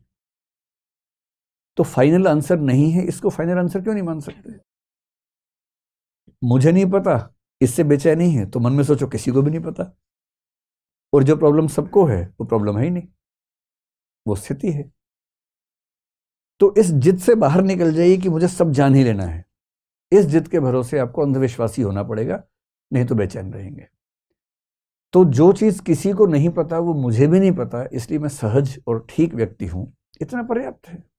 क्यों हम जिद करें कि उन प्रश्नों का उत्तर जान ही लेंगे जो जानने की स्थिति हमारी है ही नहीं, नहीं जान सकते भाई। अच्छा, ईश्वर है यानी इसका उत्तर मेरे ख्याल से अगर मिलेगा तो कम से कम 10-20 हजार साल के बाद मिलेगा, जब ब्रह्मांड को हम इतना जान चुके होंगे। जैसे एक दो चिंतकों ने कहा कि जब विज्ञान पूरे ब्रह्मांड को नाप लेगा तब शायद वो देख पाए कि इसको चलाने वाला कोई है या नहीं है, तब भी संभावना ही है। पता नहीं वो 10-20 हजार साल में भी हो ना हो, और तब तक कहीं परमाणु युद्ध हुआ, काम खत्म। उसके बाद फिर 2-4 बज के फिर वो पत्थर भाला लेके शुरू हुए, फिर कई हजार साल के बाद जाके विज्ञान का विकास हुआ। तो और ज्यादा लोड नहीं लेना भाई फिलॉसफी में ना, जो चीज मैं नहीं जान सकता हूं मैं नहीं जान सकता हूं, क्या टेंशन लेनी है, जितना है उससे काम चलाइए फिलहाल। और जिज्ञासा है तो प्रयास में रहिए, जो प्रयास हम लोग कर रहे हैं आप भी रहिए उसमें, ठीक? हाँ बोलिए। नमस्ते सर, मेरा नाम हिना है और मेरा प्रश्न है कि कई बार भविष्य में होने वाली घटनाओं का आभास हमें स्वप्न के थ्रू हो जाता है, तो वो भविष्य में घटना होने वाली है इसलिए हमें आभास होता है, या फिर वो सिर्फ एक कोइंसिडेंस होता है? ड्रीम इंटरप्रिटेशन के बहुत सारे सिद्धांत हैं, जिनमें से कुछ ने इस बारे में विचार किया कि ऐसा क्यों होता है। कुछ लोगों को सपने में नहीं, जीते जागते भी ऐसा होता है। कुछ लोगों को थोड़ा सा पहले आभास होने लगता है, बहुत क्लियर कट होने लगता है, और वैसा हो भी जाता है 2 दिन के बाद। ये क्यों होता है, इसको लेके बड़ी खतरनाक कुछ मान्यताएं हैं। अगर हम मान लें कि उन्हें सच में पहले पता लग जाता है तो ये कितना खतरनाक है, आप समझ रही हैं? जैसे अगर आप देख लें कि 2 दिन बाद मुझे कुछ होने वाला, मान लीजिए, और सच में हो गया, इसका मतलब है कि मेरे साथ भविष्य में क्या होने वाला है पहले से तय था, और इसका मतलब है कि मैं जो कुछ भी कर रहा हूं उससे कुछ नहीं हो रहा, तय पहले से है। और यदि पहले से तय है तो ये डिटर्मिनिज्म है, और इसका मतलब फ्री विल या संकल्प स्वतंत्र है ही नहीं। हम कुछ नहीं करते, पहले से तय है। पहले से तय ना हो तो कैसे दिखेगा? इससे बड़ी चिंता की बात है। लेकिन कुछ लोग ये भी बोलते हैं कि ये जो पहले से दिखने वाला मामला है, ये इंट्यूटिव लेवल की रीजनिंग है और कुछ नहीं है। रीजनिंग के दो लेवल्स हैं। एक लेवल हुआ जब हम दिमाग लगाते हैं, ऐसा हो सकता है, ऐसा हो सकता है, ये होगा, वो होगा, ये कॉन्शियस रीजनिंग है। एक होती है सब कॉन्शियस या अनकॉन्शियस लेवल पर होने वाली इंट्यूटिव रीजनिंग। वो भी रीजनिंग है पर आपके इंट्यूशन के लेवल पे चल रही है और आपको पता नहीं है कि आप रीजनिंग कर रहे हैं, और आपको आपकी चिंताओं की वजह से, भय की वजह से, असुरक्षाओं की वजह से कुछ कुछ बुरी चीजें दिख रही हैं, सपनों की वजह से कुछ अच्छी चीजें दिख रही हैं। उनमें से कुछ सही साबित हो गई, जो गलत साबित हुई उनको अपने सैंपल में लिया नहीं, जो सही साबित हुई उनको सैंपल मान के आपने मान लिया कि मुझे पूर्व ज्ञान हो गया था, फॉर नॉलेज हो गई थी। ये सैंपलिंग मिस्टेक भी कई बार होती है।